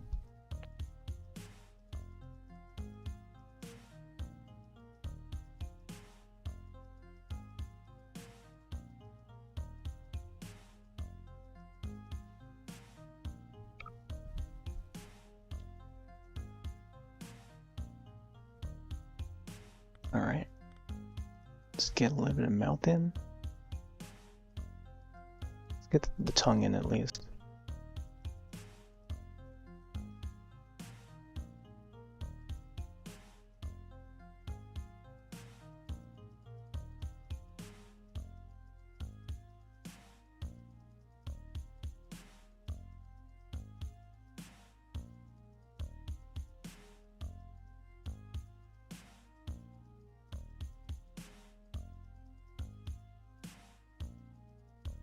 So another franchise that I think of when it comes to like the Gremlins, and within the same like horror comedy sort of genre, would be like Critters would be one, like low budget, 80s, and then Ghoulies. Like there's like those three franchises, but Gremlins being like the most popular one.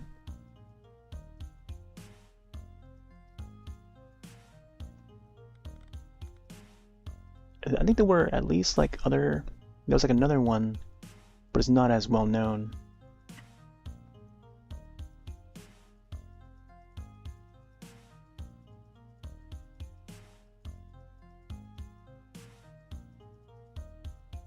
But yeah, when it comes like small little creatures like that,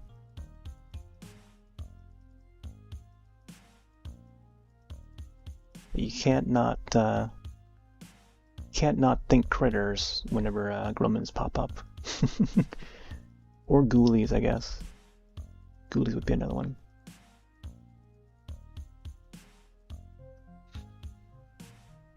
Yeah, the trifecta, yeah.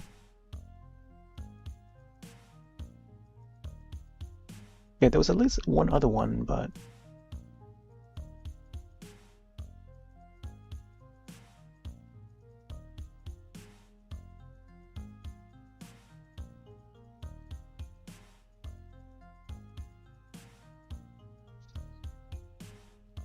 bum bum bum. Yeah, it looks like they have some sort of like tongue. Let's go for like a more pinker color. Dark pink.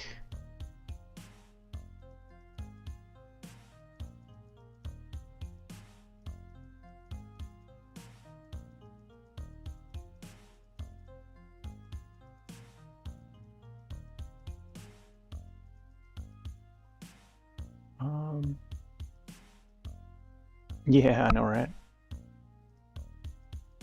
There was some like some so this brings me back to Killer Clowns from Outer Space. The creators of Killer Clowns from Outer Space, the Kyoto brothers, one of the brothers designed the creatures, and it would be awesome if they could combine those two franchises together. Like even with the video game that's out right now, like it was neat to see. Like we were playing that last night, and it was neat to see a concept character make its way into the game and not the movie, you know? Like one of the first designs ever for Killer Clowns from Outer Space was this character named Oki, and didn't make it into the movie, but then like, you know, it took like this long for that character to appear in any iteration of the Killer Clowns. So it's through the video game that they can make it a reality, or you know, a virtual, some sort of a representation in like in some form. It would be in that video game.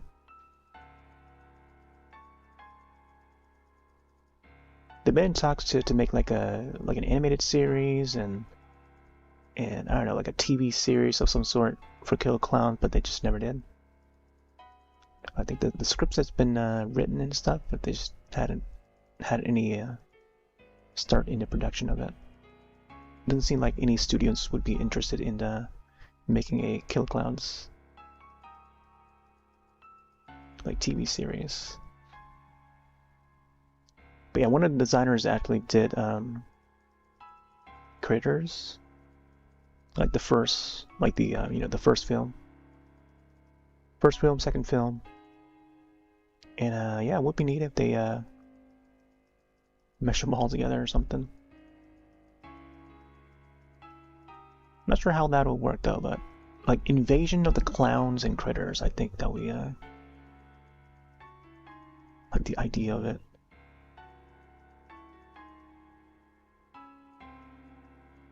And also Ernest Scared Stupid, another old classic.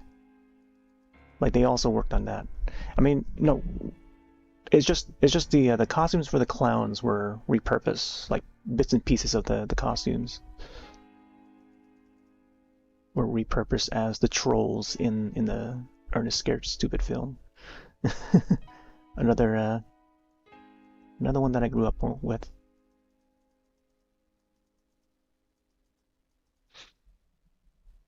All right. I think for the teeth is like more. Try this color here. Let's go for like a yellowish color.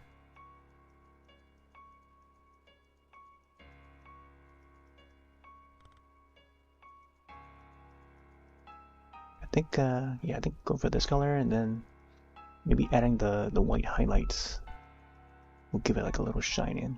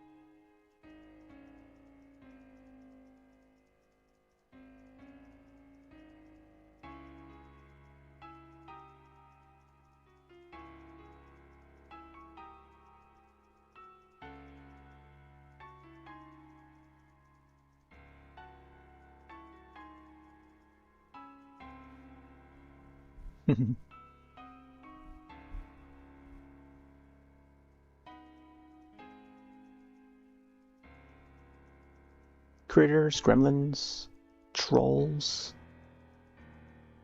and Googlies all together. And I guess if they were to animate Ernest, like the character Ernest, like that would be neat. he would bring his milk. Gather all the milk, take out all the trolls. I don't know if that how milk would affect the gremlins though. Because if you mix water with the gremlins, they would multiply. So what happens if they were to mix with milk? Would they melt? I guess they would still have sunlight to take them out.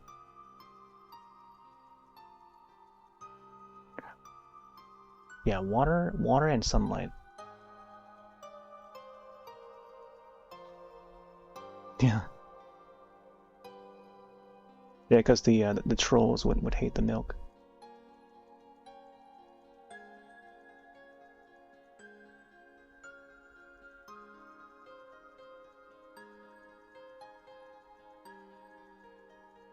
The Critters films I saw, I forget which one I saw.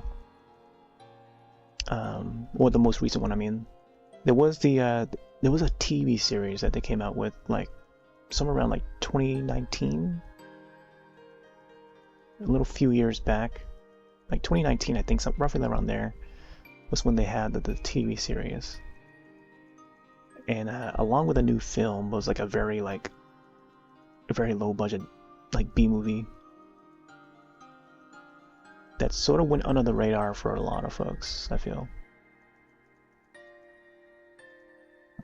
But it was sort of like a reboot for the franchise. It didn't really do well though. It felt more like a sci-fi original film. Like Sci-Fi Channel, you know? Like almost as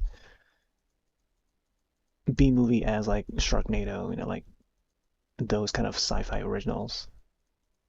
Like the CG for it was just not great. With that Critters film. I mean, there were at least like 2 films that they came out with more recently, and along with the TV series, but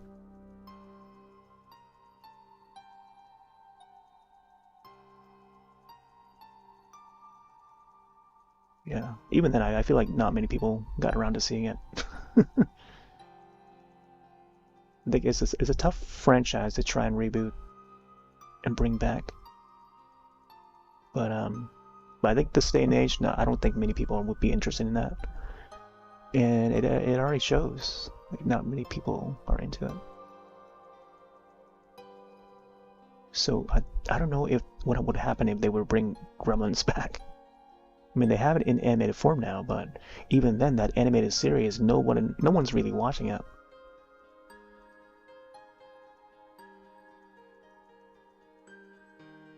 But I don't know.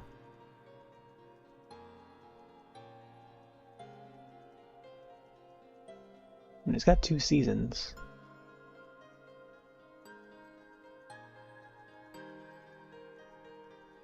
I feel like I'm the only one that's watching it. out of everyone I know, like around my circle, like I feel like I'm the only one watching it, or have seen it at least. Like no one else. I don't see anyone else talk about it. Probably don't even know that it exists. There's a Gremlins animated series.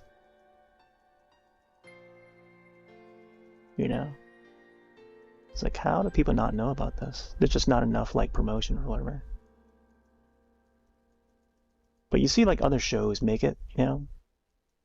Like other newer shows on Max that would, you know, see a whole lot of praise. Like, especially, you know, of recent. Like, I don't know. I hear people talk about White Lotus, you know. Our Flag Means Death, that's another Max original. Or Max exclusive. But yeah, there's a few Max exclusive, or HBO Max, however you want to call it, but like the Gremlins animated series is also Max exclusive, and like no one's talking about that. I think mostly because it's like a kids show. It's not a, I don't know, it's not an adult show. But it's Gremlins. Yeah, yeah. That's what I'm saying. Like, it's not well promoted. There's just a lot of shows. There's a lot of like kid shows. It's hard to keep up with these days, especially when you're, you know, a grown adult. And a lot of old IPs are still being pumped out. Like same thing with Transformers. Like that's another 80s IP. Transformers is still getting like different shows, different movies here and there. The most recent one is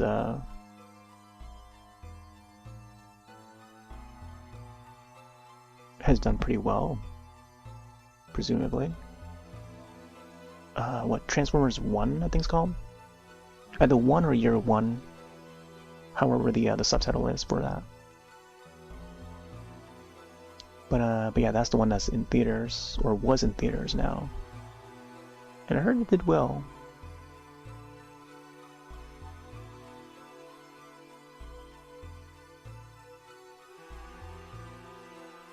It's supposedly like an origin story for like Prime and Megatron. Oh, that's another 1984, I think. Oh man, there's like so many on the list that I wanted to do drawings of, but just couldn't get to it. Maybe I'll save it for next year.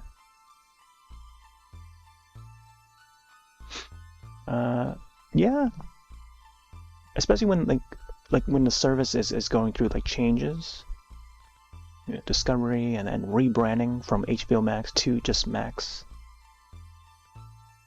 And now I don't know, they haven't really been getting many shows and movies on there. Like a lot of the movies that spread it out to like other services, like Paramount. Like a lot, like some of the DC and WB stuff has made its way to like Netflix and Paramount. They're looking at other places to put their content on.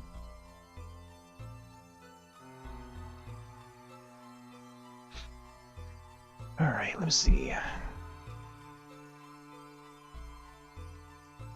Let's clean this up a little bit.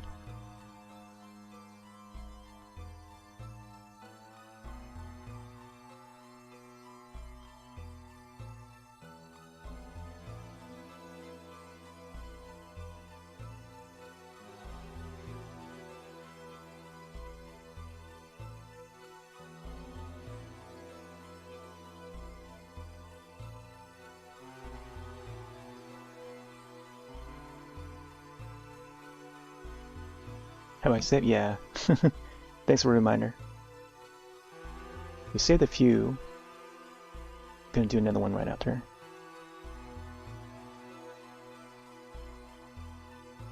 I'm probably gonna color these seats in anyway, but just wanna get a more clearer visualization of this. Yeah, each time I click that save, it will just make that camera shot sound effects. It might not be audible. It might be a little bit audible for that, but it makes that sound, that ka-ching sound. Yeah, it sounds like a snapping a photo with a camera, like an old school camera. Let's see. Yeah. Yeah, whenever you hear that's the sound of the screenshot.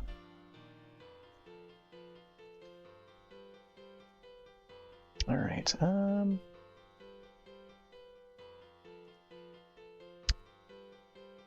Trying to decide whether or not I should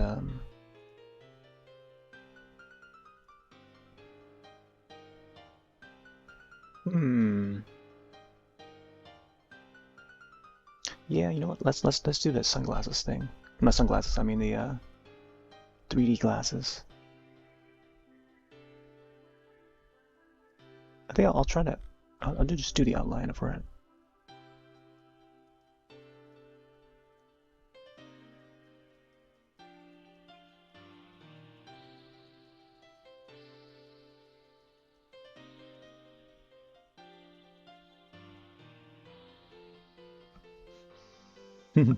Yeah, get the 3D glasses in there.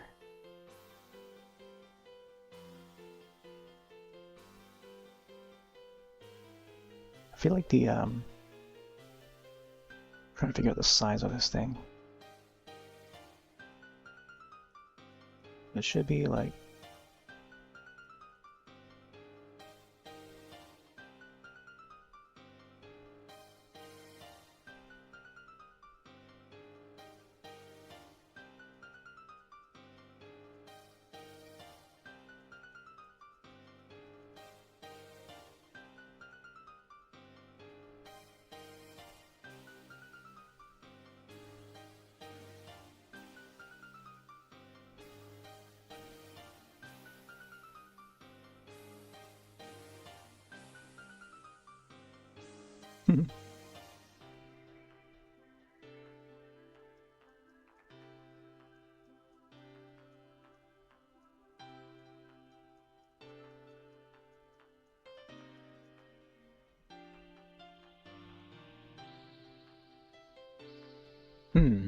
Man, I think if this was more at an angle, you'd be able to see like the side of it a bit, you know?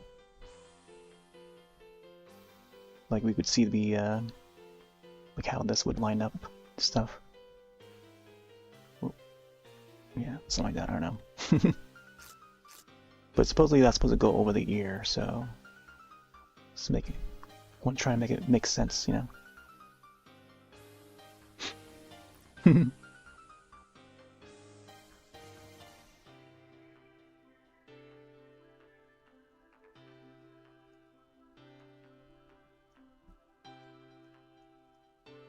I gotta figure out the size of the lens part. Well,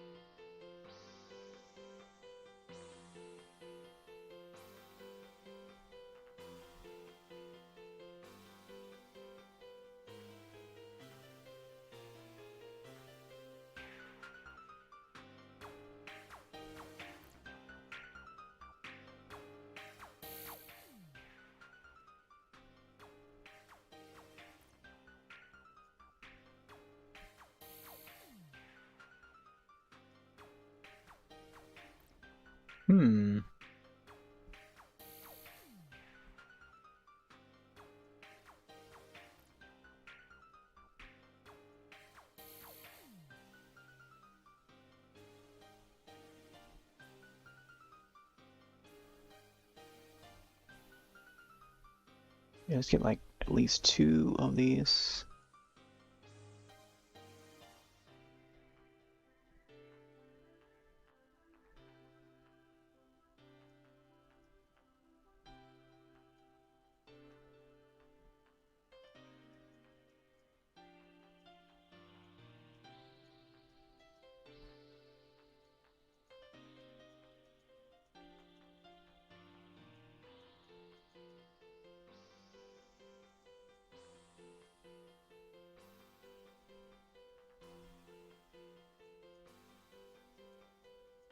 Oh my gosh, okay.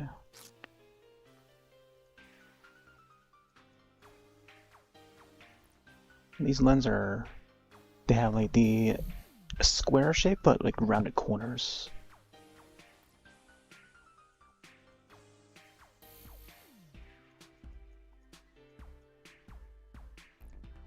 This part here just curves in.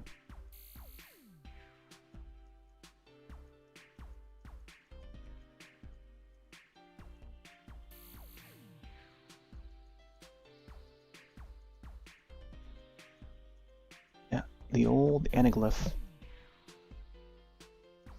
Anaglyph 3D.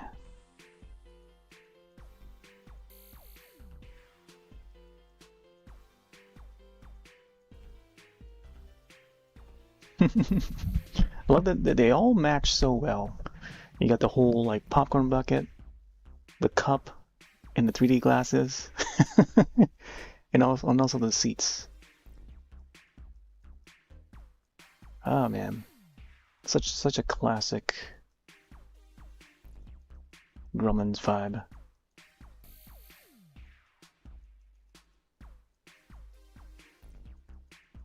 I think what I'll do for the background here is have it so maybe the light from like the projector is like coming through from the back. I think that'd be awesome.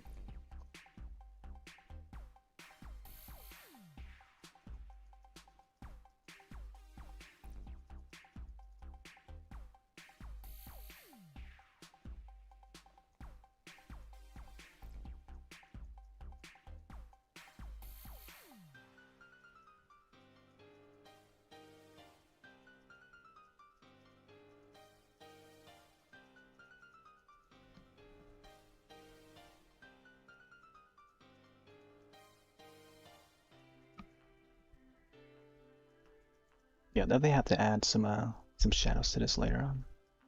I think the entire image should have more shadows.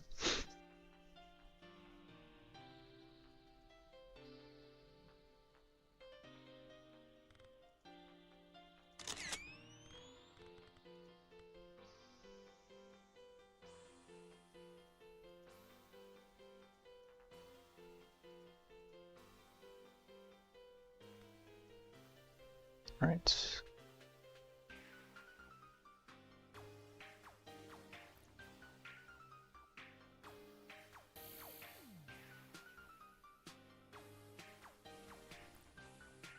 I feel I should maybe have drawn the irises first before filling this in. Let me see. Let's get those eyes in first before we put the rest of it in.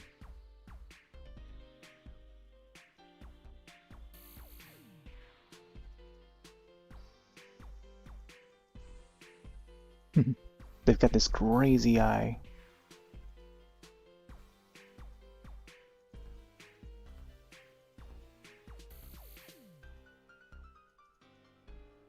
Let's mark it a little bit. Let's get some yellows in.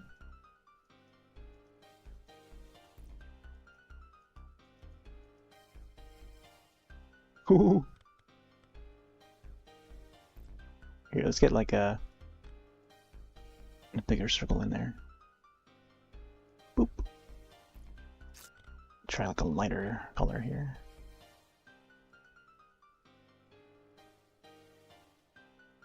So like that. Keeping it simple. Ho ho ho. Maybe like another shine somewhere.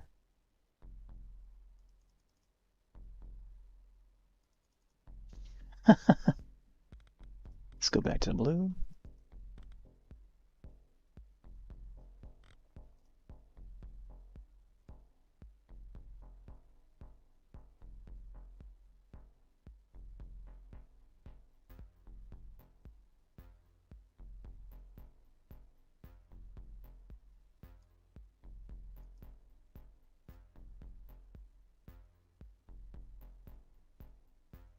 Something like that.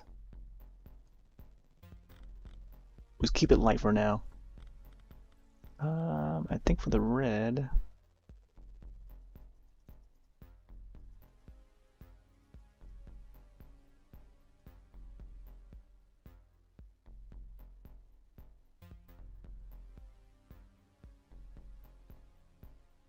Alright, I'll fix the shape of it later.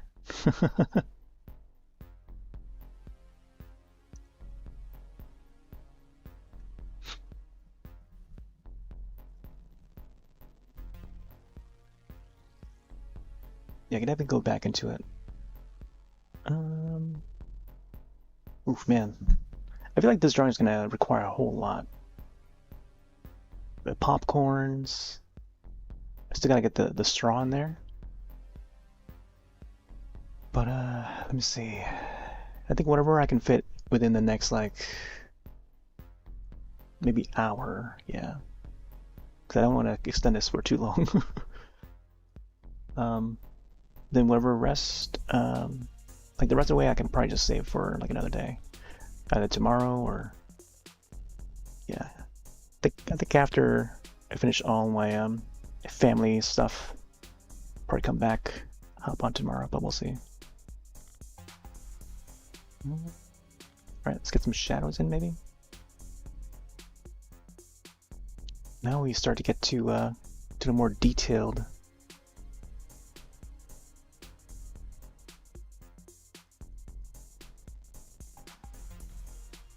Okay, let's save that too.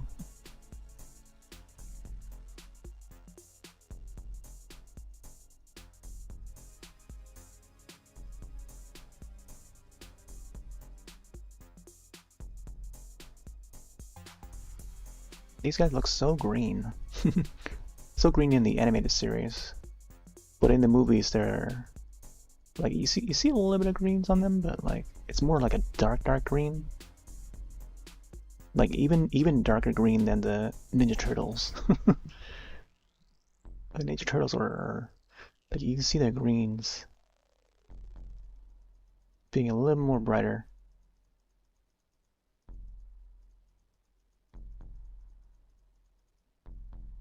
I mean, I gotta get the nose in there too.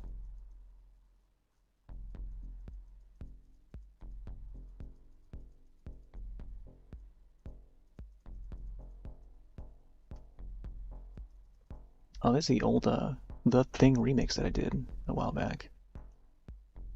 Back like 2016 I made this one. Simple beat.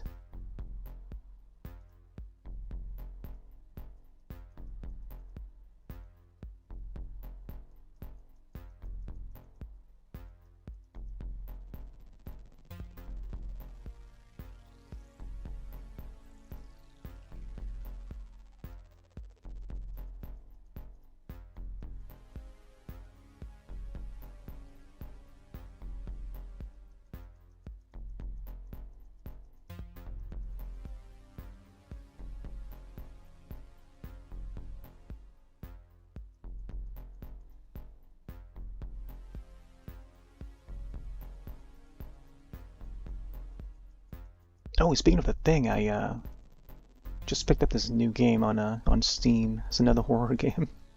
It's a horror with a like co-op, and it's very inspired by The Thing, from 1982, John Carpenter. And I want to give it a go. I'm trying to get my other friend to also get it, to buy it. It's on sale right now, part of the Steam Autumn sale, for like $1 and like $1.50 plus a tax. I just checked out with it earlier before I started streaming. But I definitely want to check it out. It seems very wintry, and if the game turns out to be good, I might actually feature it a little more throughout the winter season. So we'll see how that goes. Trying to remember the title of it.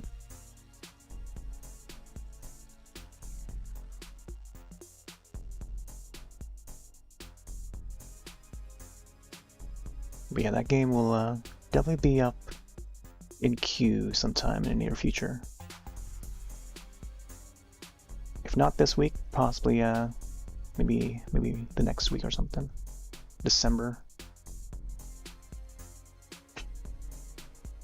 Maybe even tomorrow, but we'll see. I don't know.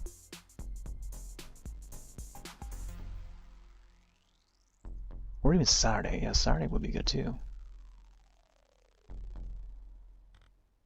Get a little bit darker on this. I feel like some part of the chin here should be the spiky part.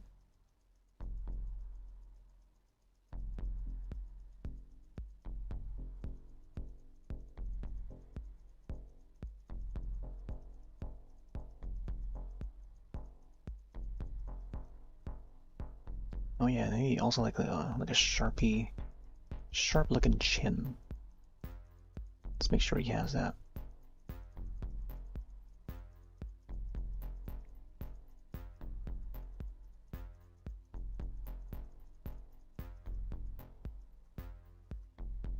The Gremlins look so funny.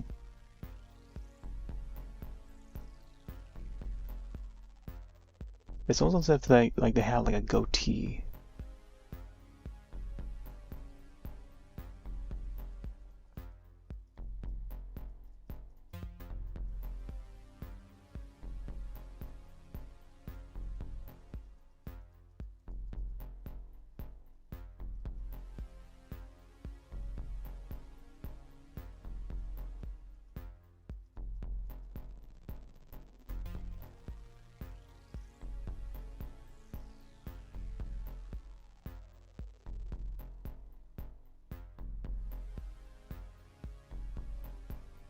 Well, yeah, I mentioned it last night too, and other nights before, but Ilphonic, the developers of mini games such as Friday the 13th, the game, Predator, Hunting Grounds, Ghostbusters, Spirits Unleashed, and also Killer Clowns from Outer Space. They sent out this survey for folks to submit their suggestions. For folks who are a fan of like asymmetrical horror games like Dead by Daylight and stuff like that, Friday the 13th. And a lot of the games that they do would be asymmetrical. They're trying to... It seems like they want to make a game out of... based on movie IPs, or I guess horror franchises in general, and they're just asking like horror fans, what horror IP they want to see turn into a video game. Because yeah, they might possibly be looking to make turn more IPs into a video game. But a lot of times, like, the asymmetrical horror genre doesn't really do too well. Like, it's not a very... I don't know, it's tough to make a game that would stand out. Like, even Killer Clowns is like... It's not, it's not as successful. But they're still putting content out for it here and there. It's just... doesn't really catch on as much as like Dead by Daylight. Like, it's not as popular. And now seeing like Dead by Daylight is getting its own live action movie, it's like, wow,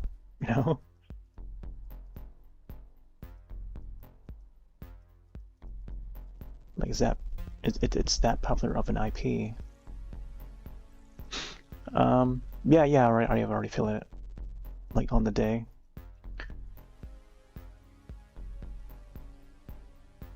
But they would have a list of like, a lot of known franchises. Like, they even mentioned Puppet Master, like the Puppet Master series, and that is a franchise from the Full Moon Pictures. Or Full Moon Productions, or Full Moon, yeah, Full Moon Features, like that label. And they even have their own game. There is a Puppet Masters video game, also within the same like genre, like asymmetrical style. But even then, not many people know about it, and it's on Steam. I think it's free to play too. I've yet to feature that, but one of these days I'll definitely get to it. But yeah, there is a Puppet Masters game, and no one really plays it. No one knows about it.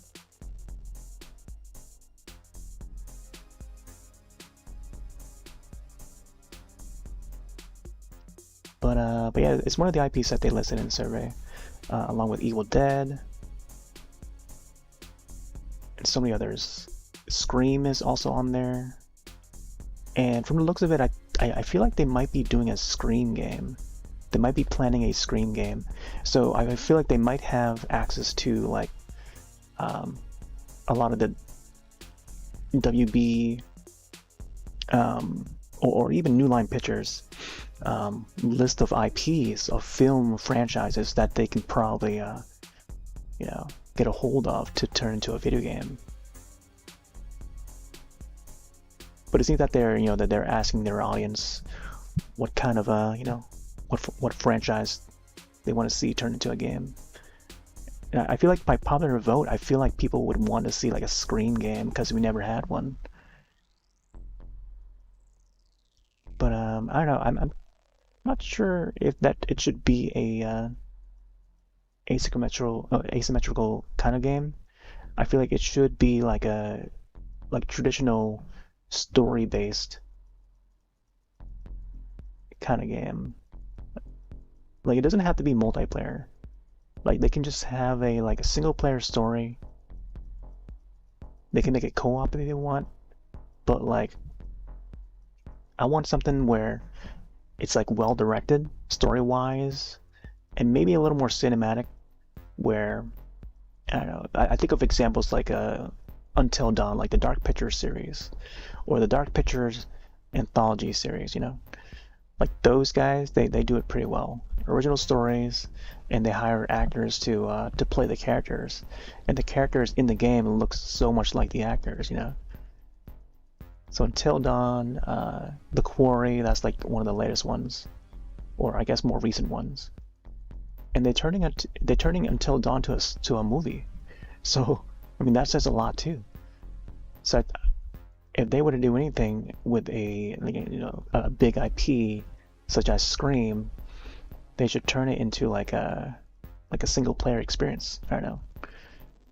Like Until Dawn, like I feel like they should make that as an example. It doesn't always have to be like multiplayer but then like seeing that there's like multiple characters that you can they could put into a game and having the players play as, I think that's where I don't know. I feel like they gotta draw the line somewhere.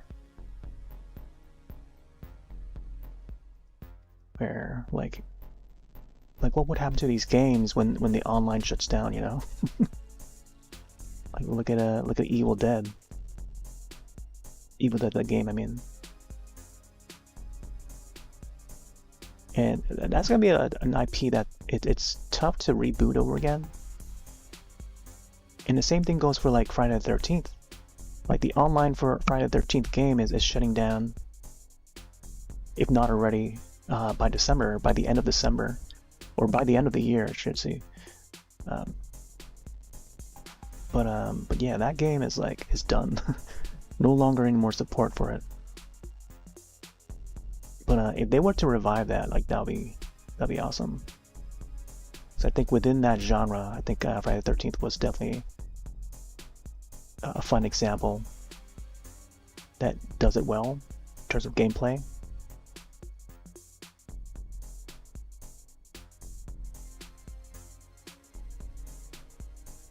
And seeing that the Jason universe is looking to somewhat reboot the franchise with all sorts of media, be it video games or movies or TV shows.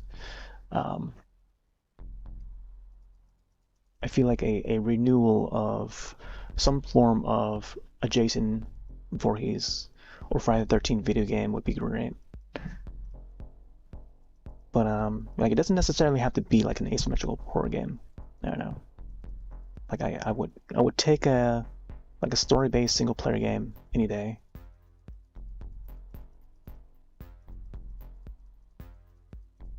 Just to have like the story unfold. Because you just get more of the story. Like it's almost like getting a brand new movie, but it's more interactive. But yeah, something like I don't know, like the Telltale has done so Like they've done a whole bunch of games based on so many popular IPs. Jurassic Park, Game of Thrones, Back to the Future, The Walking Dead being a really big one. Like they could do like an adventure game, like a point-and-click adventure game, like Telltale series, like for any of those horror franchises, and that would be awesome to play. Just make it like cinematic, you know, and they can just tell their story through there. Like that's a great medium, great genre to tell a story through.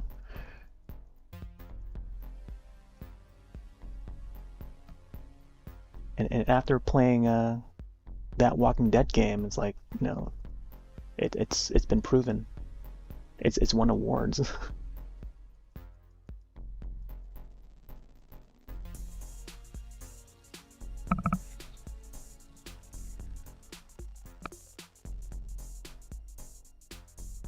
little dark. Yeah. Yeah, I really like how they did that Back to the Future one. I need to play that on stream. It was very much like the like a Back to the Future Part 4 that we never got, you know? But it was neat how they, you know, we get to see the characters, Marty and Doc.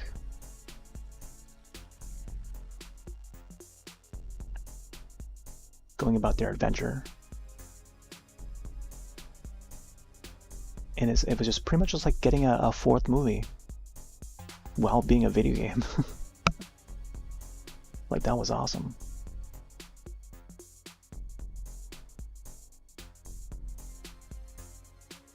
And the Ghostbusters, the older Ghostbusters video game, the one that came out on the Wii, I still have yet to finish that one. I now have the HD version for I think Epic. Epic had it for free. And that one is the story for that one is great. It's like getting it's like getting a third Ghostbusters movie. Like based on the old Ghostbusters, not the new one. But yeah, that one was a good entry.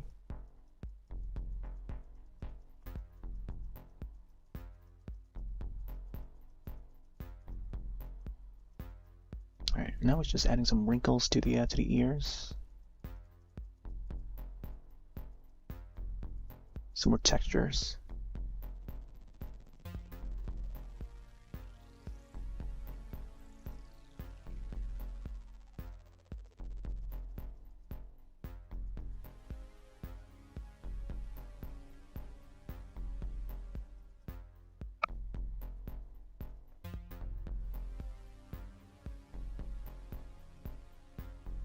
Size one here.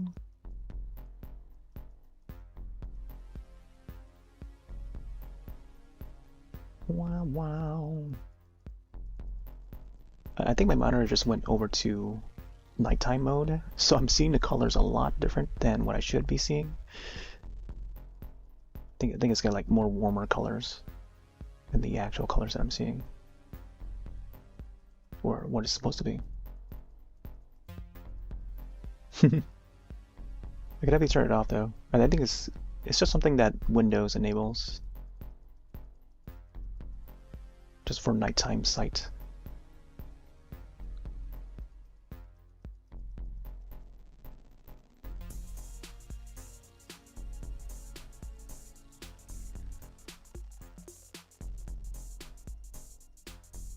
Bum, bum, bum, bum, bum, bum, bum.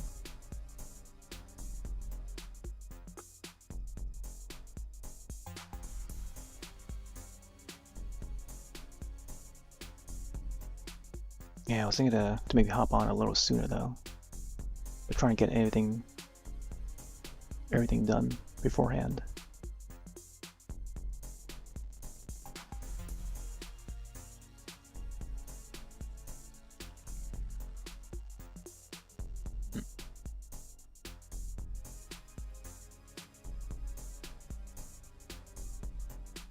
Ooh, man, I've got a long way to go. I don't think I'm even like halfway. I think we got the shape of the image down though.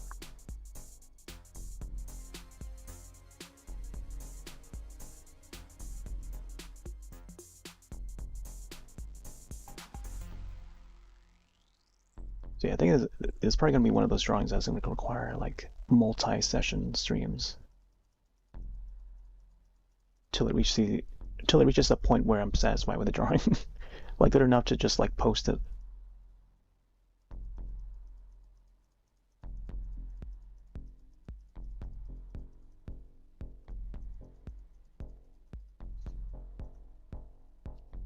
Bum, bum, bum, bum, bum, bum, bum.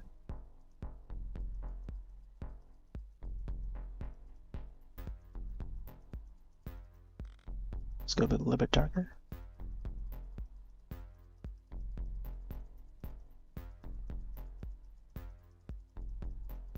I also need to start adding the stripes on his body.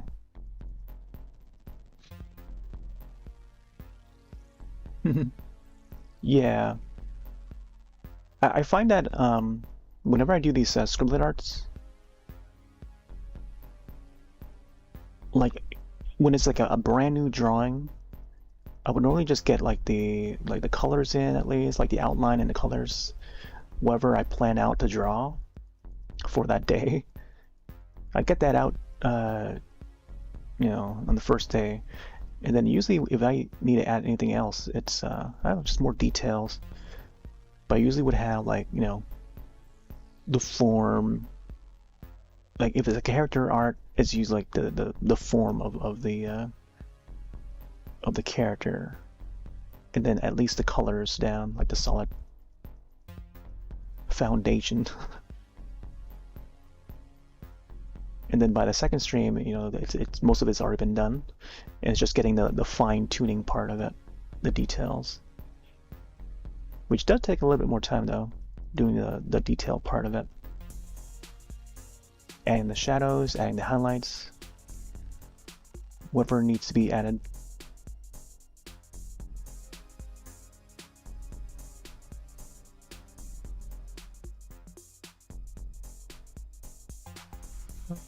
Okay. Oh yeah, we're also streaming on Soup. Soup is a brand new site. Here, let me send this out again. I was supposed to set this as a command. I had this command ready to put into the chat and press enter yet. I forgot what. Check and make sure that this is the right command for it. Stream elements and command add. Command and yeah, command and add. Okay, so I had it right.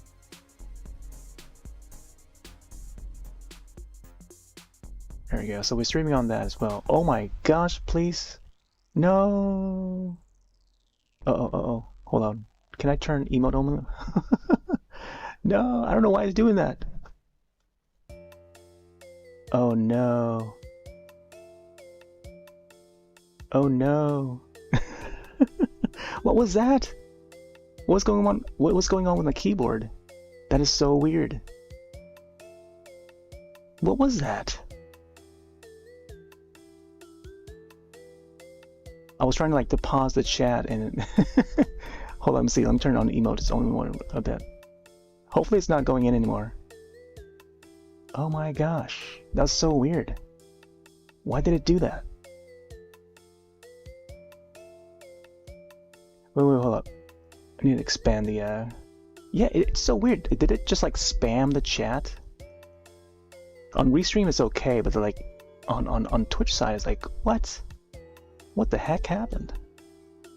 Oh my gosh, that is so weird. Alright. Let me re-enable that. That is so weird. I've never seen that happen before. It just spammed the entire chat.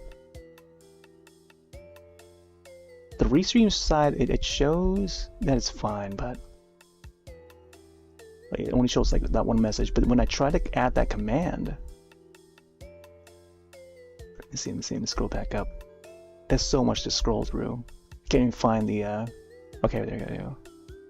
That must have been like 100 messages right there. Add a command. Okay, so there you go.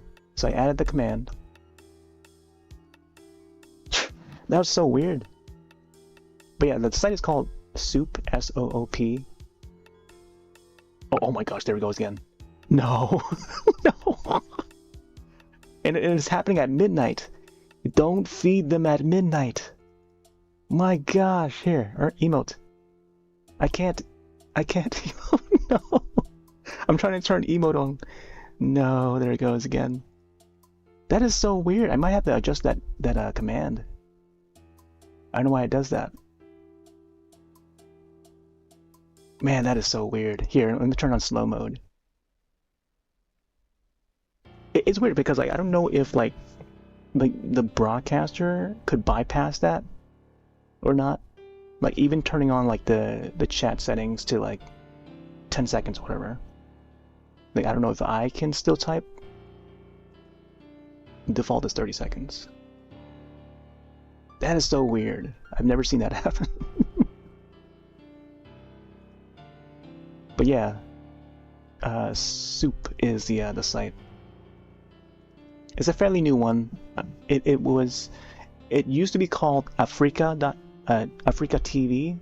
I don't know if it's like .tv or .com, but I used to stream on there back in like 2016.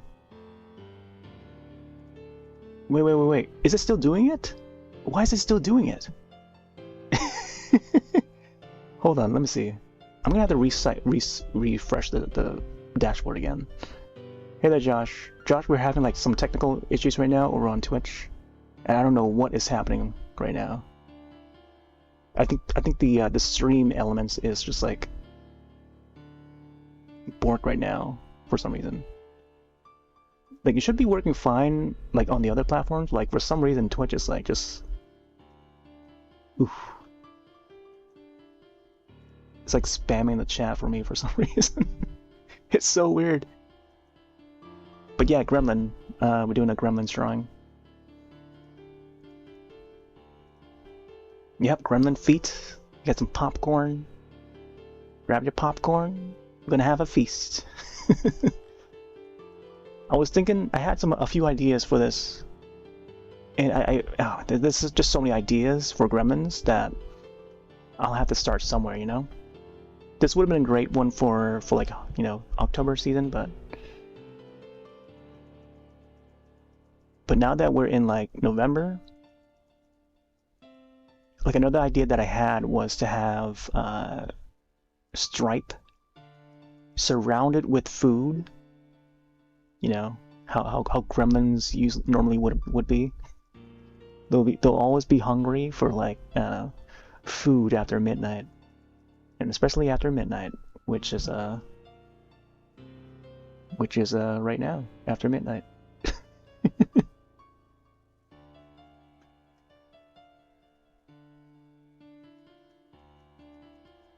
So that was an idea that I had. But then I feel like there would be a lot to draw, like a lot of different foods, like pizza.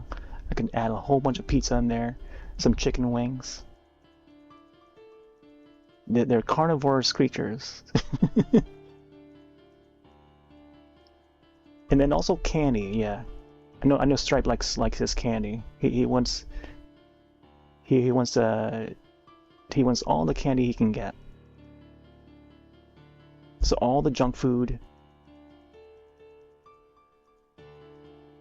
And that would be a lot to draw. I think it would be a little too much. So I just settled with the popcorn, with the movie scene. Oh yeah, I was supposed to add the hair for him, right?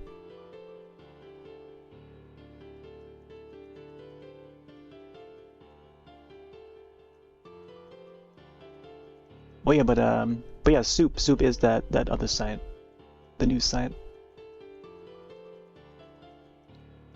Yeah, speaking of food, yeah, I used to do like mukbang with a group of friends back in 2016. It was on that site called Africa.com or Africa.tv or .com, whichever one. It's spelled differently. It's spelled as AFREE, CA. So that was Africa. It stands for, like, is it how do you call it? Like a amalgamation, or portmanteau of a free broadcast. So Africa, a free broadcast. It's normally a Korean streaming site. It was meant for esports. Like half of it is for esports, and then the other half is for like mukbang or just chatting. Like those are the main categories. I mean, there would be folks that would stream the video games and stuff on there. But back in 2016, that was like the Wild West for Africa. But then like the main Korean site, and it was separated from the Korean site too. It wasn't merged yet. So there would be the main Korean site that would be for the Korean users, and then there would be the English website, and that was the the one that we used. We used the English version of the website. And back then, it was like the Wild West. It was like how Ustream was back in 2008. And yeah, everyone was streaming whatever. But normally, there would be a whole lot of mukbang streams and like chatting streams. Like majority of it. Meanwhile, Twitch was still focused on the video games. They weren't really doing. They weren't really adding many other categories other than like art, the creative section. Yeah, this is back when like the creative was the what was called like the arts, like the art section. Like it was just called the creative section. Bob Ross, 24-hour or 24/7 channel.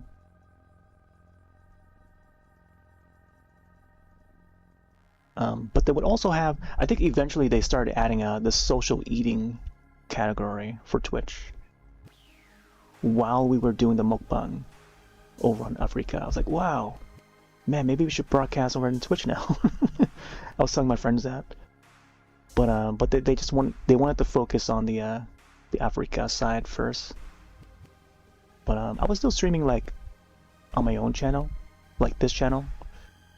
So in 2016, I was doing a Fatal Frame that same year.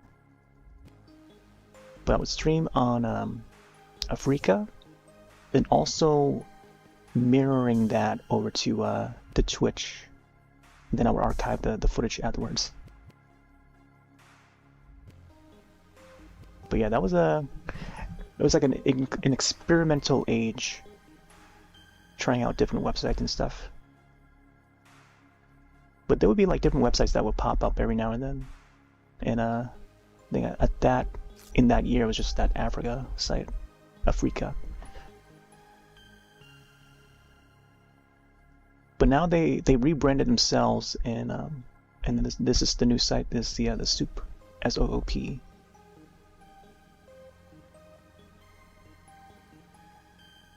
But man, we met a lot of people from the Africa era. I don't know if some of those people still stream though. There was one guy from that community who, I think this was shortly after we found out that Africa was gonna be shutting down or something like that. There was something going on with Africa where, like shortly, like in the midst of them sort of merging or something like that, merging to the main site. Which was like, it was believed to be like the end of the English website, but there was pretty much like merging, or some changes were happening, big changes with the site, and a lot of the users, some of the people that were streaming on Africa went over to Twitch instead. So there's like at least one guy that I still remember, who was by the name of Char, short for Charmander. I forgot his full username, but usually short for Char. Like I just call him Char. And yeah, he made his way over to Twitch instead afterwards. I don't know if he still streams though.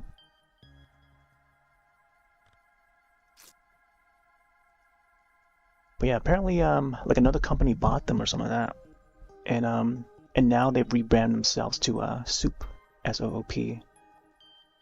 So it's still being operated by the folks that were behind Africa, but they teamed up with another company to continue it.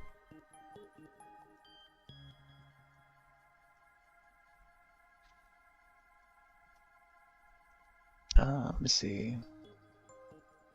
Okay, slow mode is on. It's funny that like with all the chat settings, like the broadcaster can still be able to spam their own chat. That is so weird. It's weird that it happens on Twitch, but not on the other like it should also appear on the YouTube side. I don't know if it did. Oh my gosh, is this app freezing now? Let me check here. Oh, is it frozen? Oh my gosh, I think it's frozen.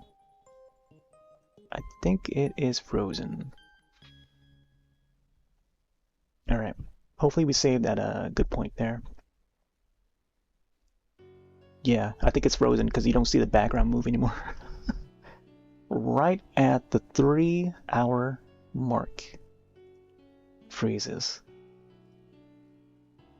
I don't think Scribble ever froze before like this. Well, good thing we saved. Let me see. Alright, I'm gonna close it. I'll open back up. Actually, can I bring up Steam? Bring up Steam. Alright, I'm gonna close it and then open it back up. Hopefully it saves though. Okay.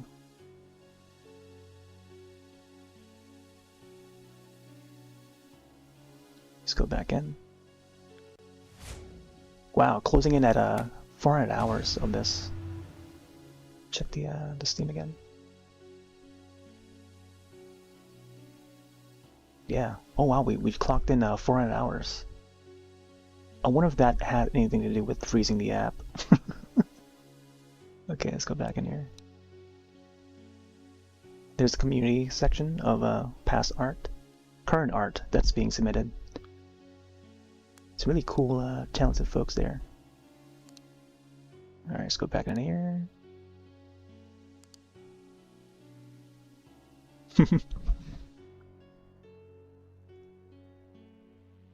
Yeah, this is if you haven't checked out this Scribble app, I would definitely recommend it. It's pretty fun. They have a game section. I don't know if you've seen any of the times that I've featured for playing the actual game for Scribble, but it's pretty fun. Sometimes there'll be kids in there swearing and typing naughty words and stuff, but but the game itself is it's pretty fun. But yeah, it's pretty much an online Pictionary. Maybe one of these days we'll get back to playing some of the games and stuff.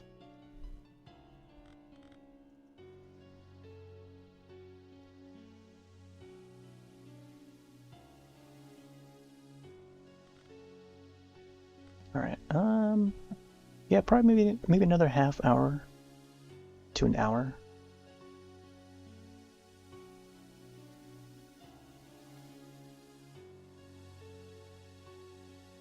I feel like majority of tomorrow would be getting the popcorn to look like popcorn. I don't know how long that's gonna take. And then, you know, getting more shade and stuff.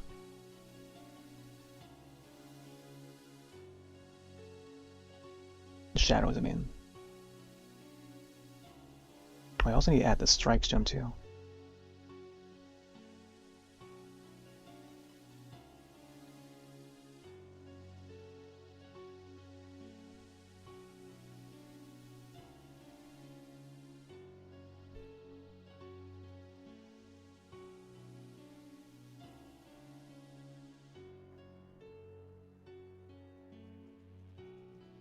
I'm just gonna keeping it basic for now.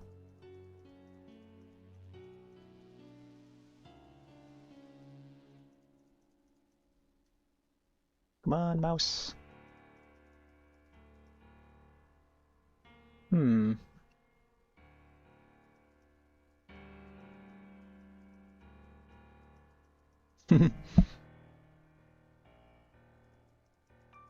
Josh is like, gremlin feet.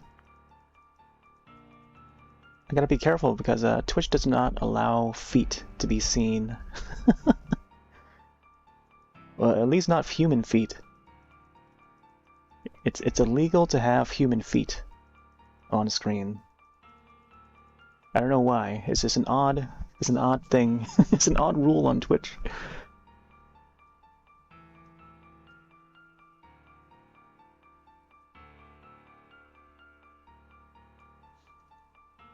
See? Bum bum bum bum bum bum bum bum.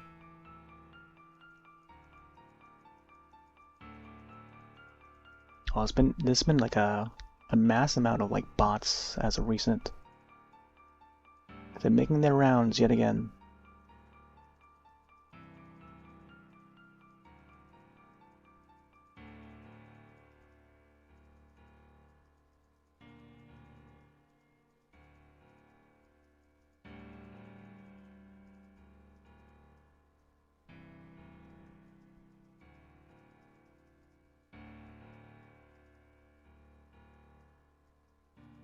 Yeah, it should be like a darker green.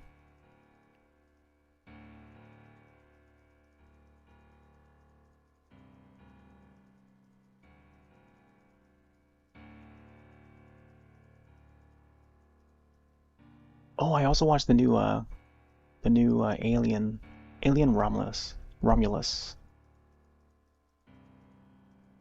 It was pretty good watch. I mentioned it before though, but it's a pretty good watch. It combines elements of the first two films, mostly. I mean, it's got elements of like the other two films as well, but mostly the first two, Alien and Aliens. And it pays tribute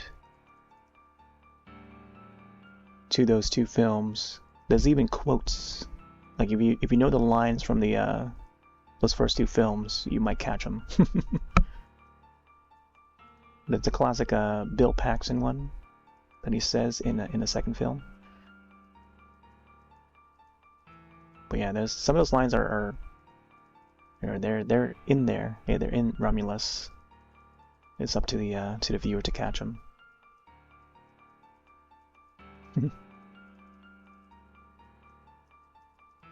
I was watching that the other day on the weekend.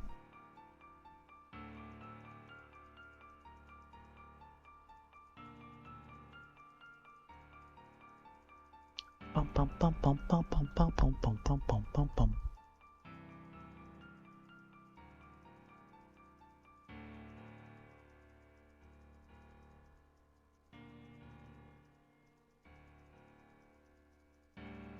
Man, I kind of miss playing Scribble now. It's such a, I don't know. I love Pictionary. I used to play no one's gonna know it, but I used to play oh, what's it called now? iSketch. I don't know if anyone else out there knows about iSketch. I don't think the site even exists now. But back in like, oh my gosh, I don't know how long ago. Like I would say like the MySpace era? I don't know how far back it goes. But I would say like MySpace, like 2005-ish, a little bit, maybe a little bit after. 2007, 2008, somewhere around there. Was when like iSketch was like pretty popular. I mean, I told my friends about it, and we just play. It's pretty much just online Pictionary on there. but it was running on, I think it required shockwave. Yeah, it was like roughly around like 2005. Yeah, I remember now. Yeah, but that's when I would, there was like a site that would quote unquote stream on, but it's not really, it's like more of like a video chatting website. But I wouldn't count it as like officially streaming as in like modern day sort of live streaming. But essentially it would be, because you're in a room and there's like webcams, and I would hop on there, but then like the video source that I would have would be the video capture, the TV tuner that I have, and then I would attach my GameCube onto that, because the GameCube was like the latest Nintendo system console, and I would play like Mario Kart Double Dash, and then folks would watch it on that website. But that was like early days, like live streaming, but a different way of live streaming. But there would be like 10 webcams, and any random people can just hop on and just have face cam on and stuff. Where meanwhile, I didn't even have like a proper webcam. It's just like the TV tuner that I had, because I would just attach it to my whatever system that I had, be it like the N64 or GameCube. But yeah, that was like way back in 2005. It's on a really small site that was more made for the K-pop community.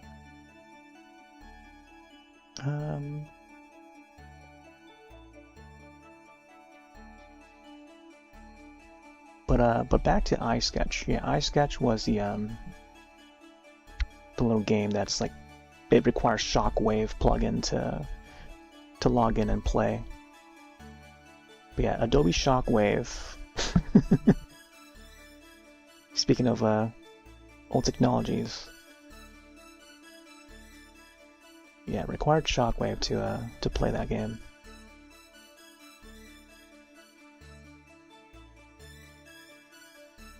Is that the Shockwave or Flash?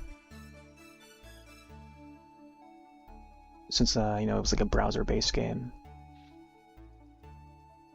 and then you just choose your username and just start playing it. Join a room.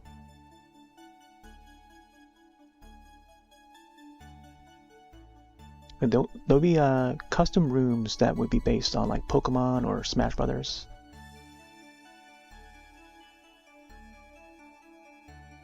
And then you just draw out the characters, whatever prompt comes up, whatever Pokemon. We'll normally go into the animals one, so because it's just much easier to draw animals than like, you know, I don't know, what else, like regular English words.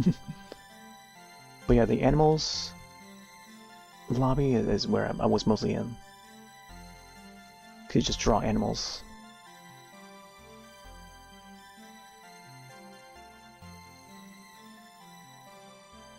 I still have like a whole bunch of screenshots way back from when of some of those prompts. There's been some hilarious moments.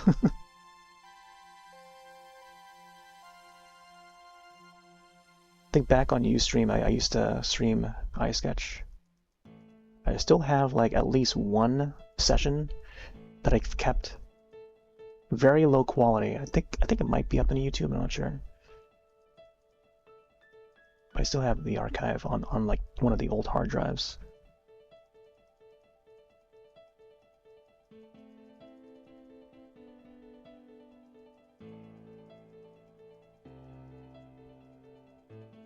Here's the Beetlejuice.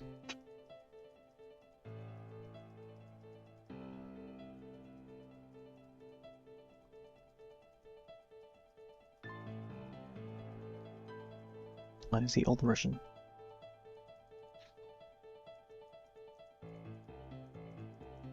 Do do do do do do do do do. All right, let's get some shading.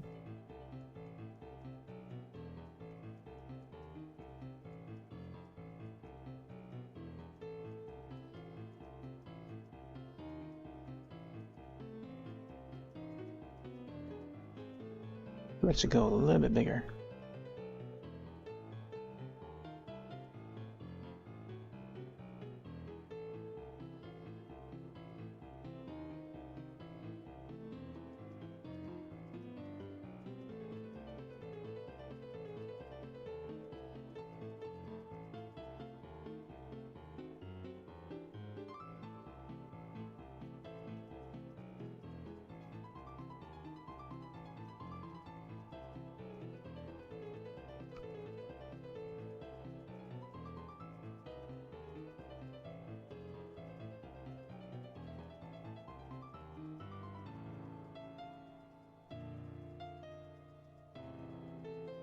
Ooh.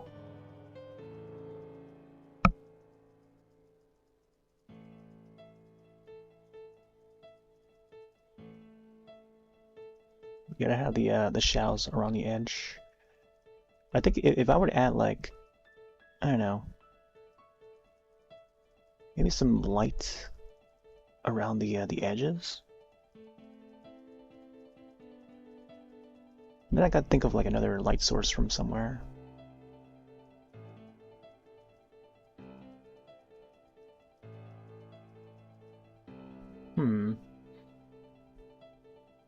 But imagine the one light source would be from in front of him, and then also maybe back there with the projector. Could probably enhance that, so it would shine like either through his ears or maybe the top part of his head.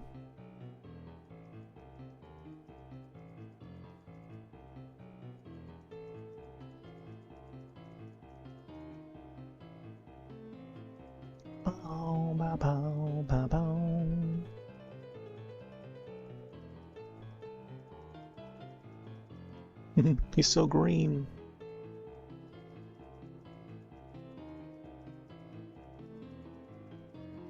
Let's see how it looks in the thumbnail. Alright. It has a very dark green color.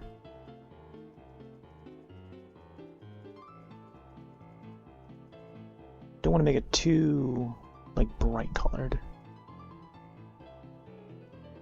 Wait, it's supposed to be a lot darker.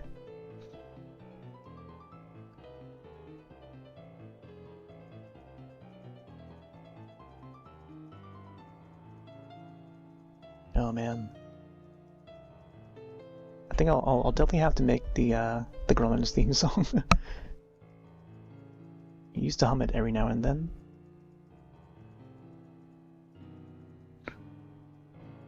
Let's see.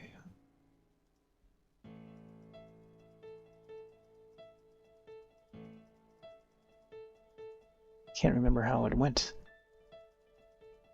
Now that the Beetlejuice theme song is like looping.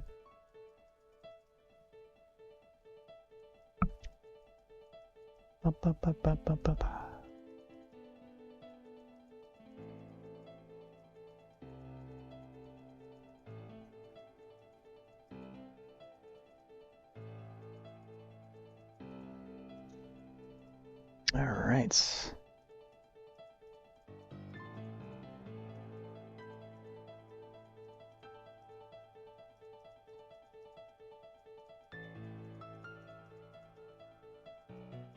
Oh yeah, there's the updated version of it.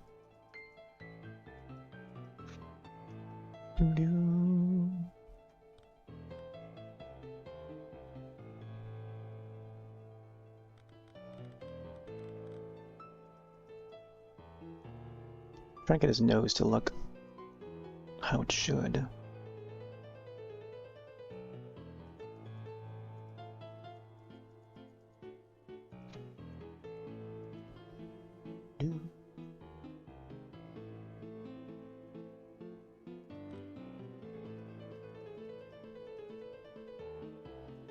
Let's go for more like lighter yellow-green.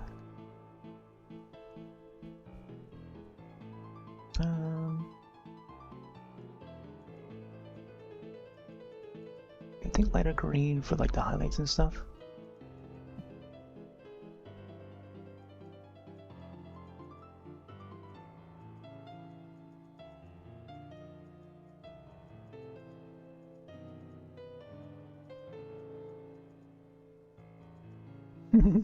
His nose. Gremlin nose.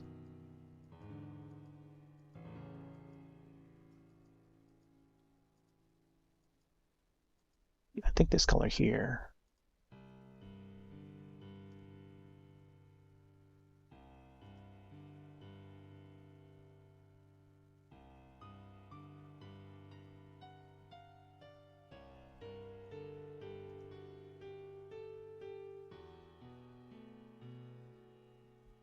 Oh, there are, okay, so there are some marks. Let's go for like a lighter color. on his eyes.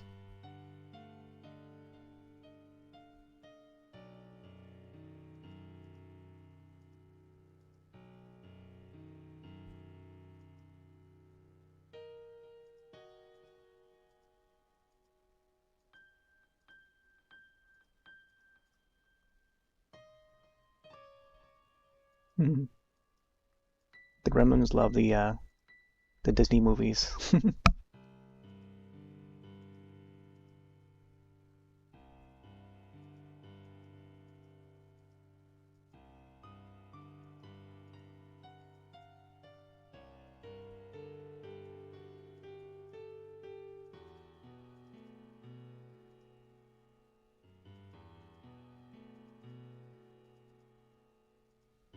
Oh, there you go. Oh, I feel like his eyes should have been more sharper looking, like cat eyes, and not the dotted one. I think for the most part they should be like cat-like in a way. I don't know, they expand in a way that they you know, that the cat eyes do. But yeah, they should be. Aside from the regular Mogwai that would be rounded, like big-eyed, but the Gremlins ones would be like more cat-like. So let's see if we can get that shape in there. I'd do like a standard dot instead. But yeah, it's supposed to be like more cat-like. I think I'll just like softly try to get it in there. Have it rounded a bit. There you go, now it's looking more Gremlins.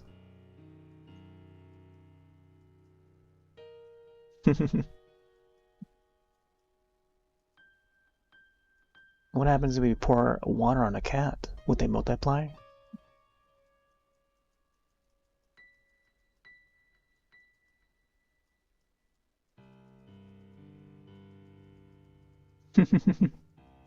Oh boy. Who would have thought drawing Gremlins would be so fun?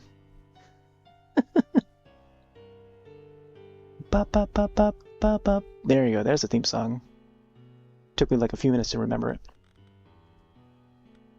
Bop, bop, bop, bop, bop, bop, bop, bop, bop. Yeah, I'm gonna have to lay that out on in FL Studio to use for the speed art time lapse. Wop wop wop wop wop wop wop wop wow. Boom boom bop bop wop wop. Wop wop wop wop wop. Not sure how we'll stream it though, but we'll see.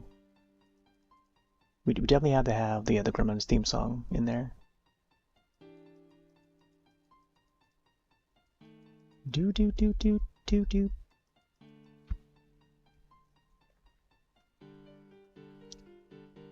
Right. It's hard to see the exact colors, but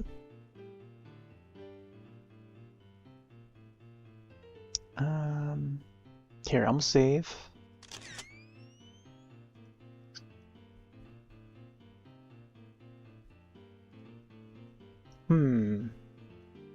Let's see how it's looking. I think that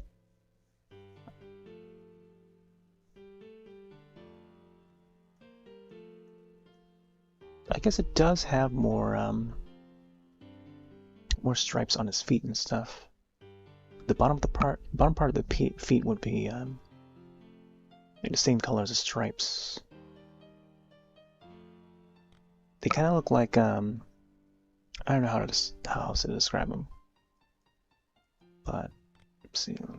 I'll lightly go over the feet here. They just look like prints, but they're like striped prints, just like these marks here, like this.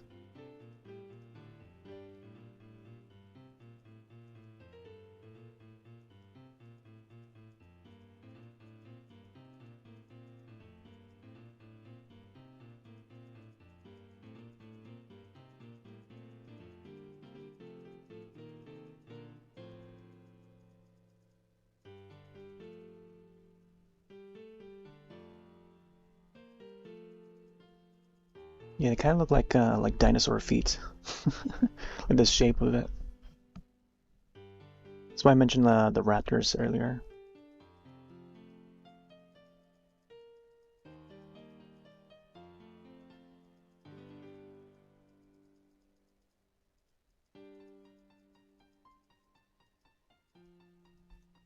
Doot, doot, doot, doot, doot, doot. Oh, speaking of the soup, yeah, soup.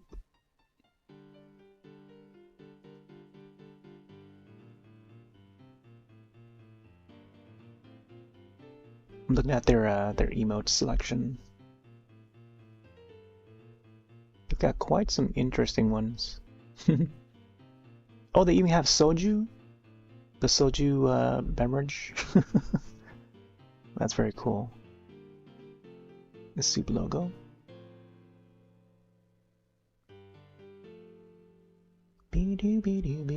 Soup.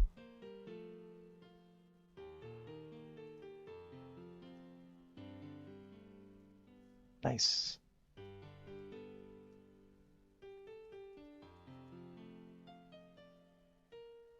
Let's make this a little bit bigger. Ooh.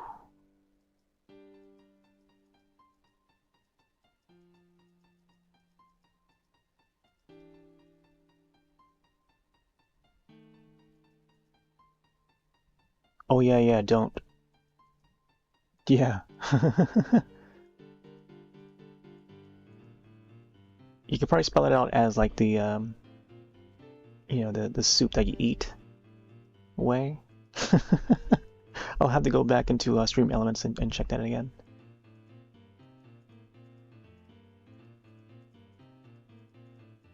It must have sent like, I don't know, it seemed like 50 messages in a row. Yeah.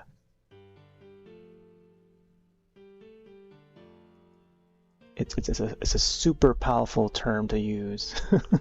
Maybe there's something going on with Twitch to where it's like, oh, if anyone mentions soup in a live chat, we'll keep an eye on that.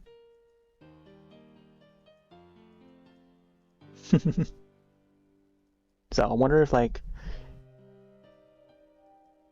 if maybe like Twitch is like, anyone who says soup or writes out soup, they'll multiply the messages in that live chat. Oh, that's so weird. Like, I feel like we were always being spied by Amazon for some reason. Like, we always gotta be careful what we type out on the internet, especially in these live chats, because they I don't know. I feel like it's too much of a coincidence when, like, after stream, I would check like Twitter or something, and there would be like these like sorted tweets that would pop up on the top in relation to what I talked about that day or chatted about that day. And it's weird how that it just becomes like such a coincidence. It's like, I don't know, either a browser is keeping track, maybe the cookies are, still intact, it's being used by Twitter or something. That might be the case. Surely that's gotta be the case, I don't know. But like, I don't know. But then the whole thing about like Amazon, like advertisements and selling our data.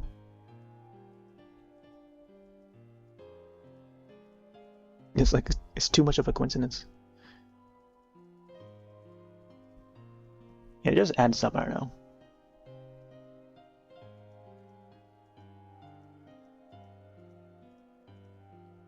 But there's been a lot of these spam bots where you may have seen it from time to time on like different channels, where it's like these accounts they advertise, oh, do you want something to be designed for your channel? Like your background could use a little work, your icon, your profile icon could use a little work, and they claim that they have these commissions done, but don't interact with them. Those are just like scams and try and get your information and stuff. But yeah, they'll try to scam you. no matter what platform it's on. But yeah, it's been going around. It's been making its rounds like the past few months, and it gets worse. Over on Discord too, like they would seem like an actual person, but don't be fooled. Don't be fooled. I noticed like so I mod like a whole bunch of channels. There's at least like 5 channels that I mod, and there's like a couple channels that are live right now that I also mod. I have them on the side. But the Discord servers, there'll be like once in a while I've been seeing these messages in at least like 2 servers so far, and they seem to have like the same thing. 2 things. So they would post like they would be a fresh new account, either like a few months back, and it's been happening like this year, like since like I don't know, summertime. Let me see this here. So fresh new accounts, they barely post, and they out of nowhere they would post, oh yeah, take a look at you know, this thumbnail. They will post a thumbnail of this layout, like a Twitch like stream, not necessarily Twitch, but like just a stream layout or overlay, or even like, I guess VTubing would be a thing now. They would show like a, you know, VTubing model, and the thumbnail of it would have preview, you know, like a watermark preview on it written across of it. And you notice like comparing the 2 posts in 2 different servers. I noticed like they use the same font for the preview text, and they would post like the same thing, and if anyone replies to that post, that's when they, you know, you can tell that, you know, I think that they run like by AI. They're not an actual person, you know. It's like these bots are getting way smarter now. And it just goes beyond just DMing, you know? Normally they would DM you, and then once we got past that, once we start learning how to block those DMs, they get smarter by joining the server and starting posting, you know? Like this is just, it's wild. I don't know. I feel bad for the people who would get tricked by that, because it's so believable, you know? It's wild. But yeah, just be careful. Like I feel bad for like folk that are not up to date, you know, and they just get easily tricked by that, because it would seem so convincing because of the AI. Like when you chat with AI, like chat these days, like they can respond like as an actual human would, you know, because they learn so much from us. From all the tweets, from all the social network posts and stuff, it's a really weird world now that we're living in. Yeah, I don't mean to like scare anyone, but like just be careful about it when you're interacting with like people like that. But make sure you know the person, you know, before you take on any commissions or like express any interest in their work. Oh yeah, another thing is, I didn't get to mention the other thing. When I looked at their profile, they would have a link to a Behance account. Yeah, a Behance, and also a link tree. So that's another thing too. Like they set their profiles to look like, you know, like they're actually, you know, doing commissions and stuff. And this is like stolen work, stolen art from other people, and they're using that as, you know, the thumbnail images. So yeah, be careful on that. I've seen one during like Halloween and stuff, like, and one of the bots was like advertising their Halloween images. Oh yeah, they made this design for a shirt. Like claiming it as their own and stuff. It's like, wow. But yeah, posting your art on Twitter is just, nowadays it's just oof. Yeah, that's gonna get stolen. And yep. before you know it, it's gonna be used for bad intentions. All right, I kind of want to save the stripes for next time or something. Also the seats too. I'll have to figure out how I'll do the rest of the feed. I'll put some more shade on it. Yeah, I've seen some, like, I guess one other artist that like got their art stolen. I mean, I'd see it every now and then, once in a while, I guess. Like even on Twitter, like there would be like professional artists that I would follow, like graphic designers. They would reply. They would find a post, like a page that would sell t-shirt designs, like graphic tees, on like a very sketchy website. You know, getting people to buy from that sketchy website. So they would find their own design that they made on that website, and then and the weird thing about those that Twitter, same thing, like again on Twitter, when you type t-shirt or something like that, there was like something, I forgot what it was. When you post art, there would be like a bot that would eventually steal that art, and then setting up like a page to purchase that art on like different merch and stuff, automatically turning it into merch. You may have heard this, you may have seen it, but yeah, just like freshen up on it. Like any person, like if you write shirt in that tweet, you know, a lot of the bots would scan for that message across Twitter and turn any of the images that they find, you know, all the art that they could find within that thread, and then using that image and turning into like merch, you know.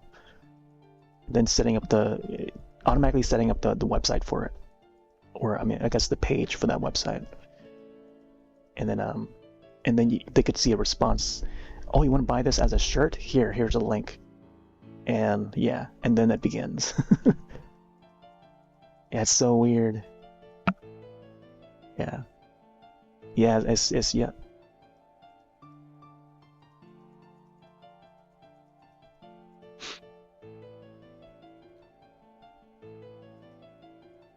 Yeah, it's become that.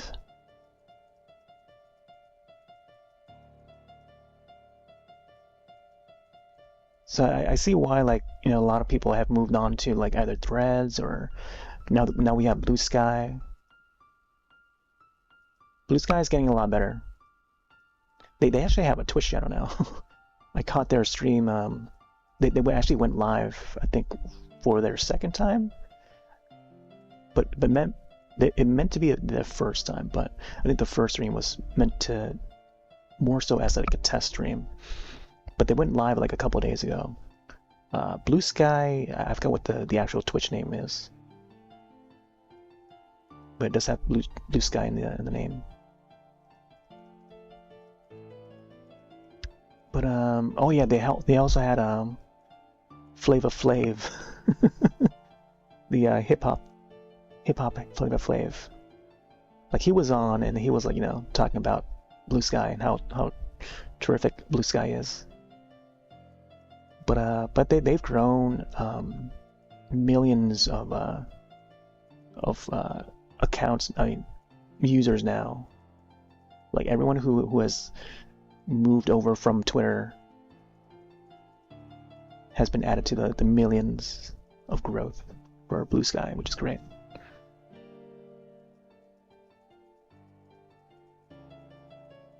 But now they're integrating like video support and all that. They're growing fast. They're you know, they got support for video embeds now, which is limited to like 50 megabytes file size. Probably not a lot, but it's a good start. Hopefully in the future they would increase the size, because I would like to upload my time-lapse videos on there instead of just linking over to, you know, other platforms. and just posting like a still image instead. But yeah, I have an account on there. I don't know if I have a command for it, but find me easily on there. I think there's like a few artists that I follow that have accounts on there now. My friend Carson is on there. Carson does art. He streams art a few times a week. He was on earlier today too. Invade Blue Sky, yeah, that's a thing too. So they have so the way Blue Sky is going to be handling it is that they also use AI too, but they use AI for good, and it's to recognize any form of bot messages, and they can eliminate that. So they had it in their own way, using AI to beat AI, which is great. So it's a pretty good use.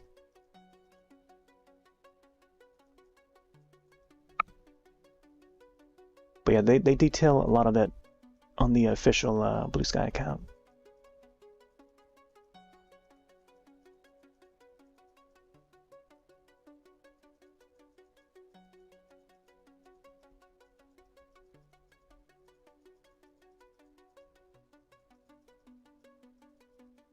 But it's surprising to see like I noticed the growth of it. There's a few people that are just randomly just finding my my old Frank Kelda drawing that I drew in Scribble. It might pop up in the slideshow. The old Frank Kelda, the Spanish stop motion animated film or animated series that not many people know about, which is exclusive to Max. Another show that no one knows about. That's on Max. I think I saw that one last year, but it got added to Max. I just did like a little fan art of the character, and yeah, it's surprisingly no one knows about it. Like barely even has a fan base. But yeah, I posted that one on Blue Sky as well, and then I saw like a few interactions with that old post, and that's when I know like, oh yeah, Blue Sky is definitely growing. Seeing that, some of the old posts has been, getting some interactions, which is great. I feel like maybe a little more people are starting to discover that there's a Frank Kelda fan base, fan art, and then there's not many fan art out there for Frank Kelda. I've seen them all. I've seen all the early Frank Kelda fan art that's ever been posted on the internet, both on Twitter, DeviantArt, and just random searches on YouTube and stuff. But of all the places, there's not many Frank Kelda fan art, so I thought to submit my own, be one of the first to do it.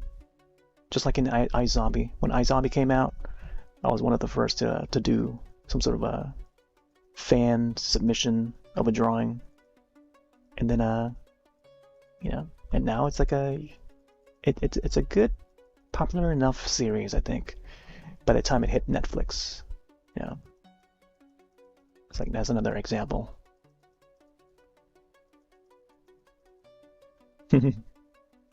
Yeah, I mean there are some niche pieces of media. I think of the other one. There's another kind of popular, but not as popular. That Hell of a Boss one. Yeah, I remember that being a like a one-off like sort of animated short, and then it before it got turned into like a full-fledged series for Amazon. But yeah, Hell of a Boss, I think that's another popular one. I think it's shot to popularity now, more so now that it's got like a full-fledged series. It's another small one. You may have heard of a Puppy Cat. My gosh, what's the other name? Something Puppy Cat. That animated series, crowdfunded, Kickstarter. Yeah.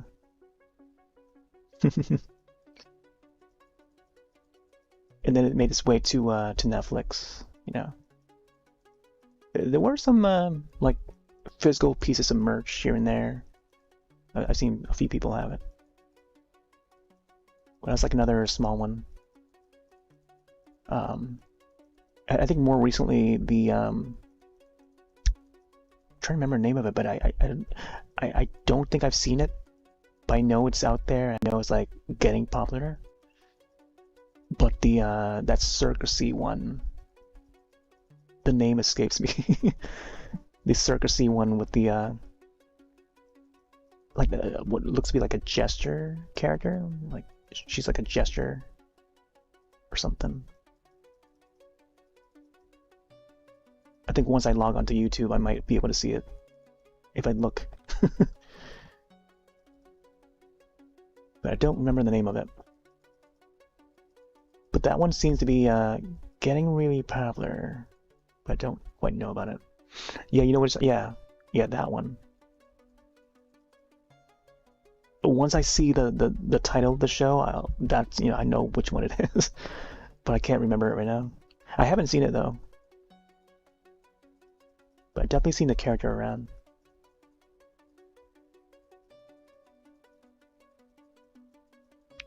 But yeah, it's like another similar one, just much like a Hell of a Boss. Like it definitely hits like the younger crowd a lot, like the Undertale slash Five Nights at Freddy's sort of crowd. Like it has that vibe, I feel. That's sort of a fan base. They're a little too crazy for me. A little too maybe crazy is not the right word. More like rabid, you know? I think rabid is more. It's almost as rabid as the Gremlins. They're like that. Like the fan base is, they're like Gremlins, but not as evil. Yeah, they're wild and rabid, but maybe not as evil.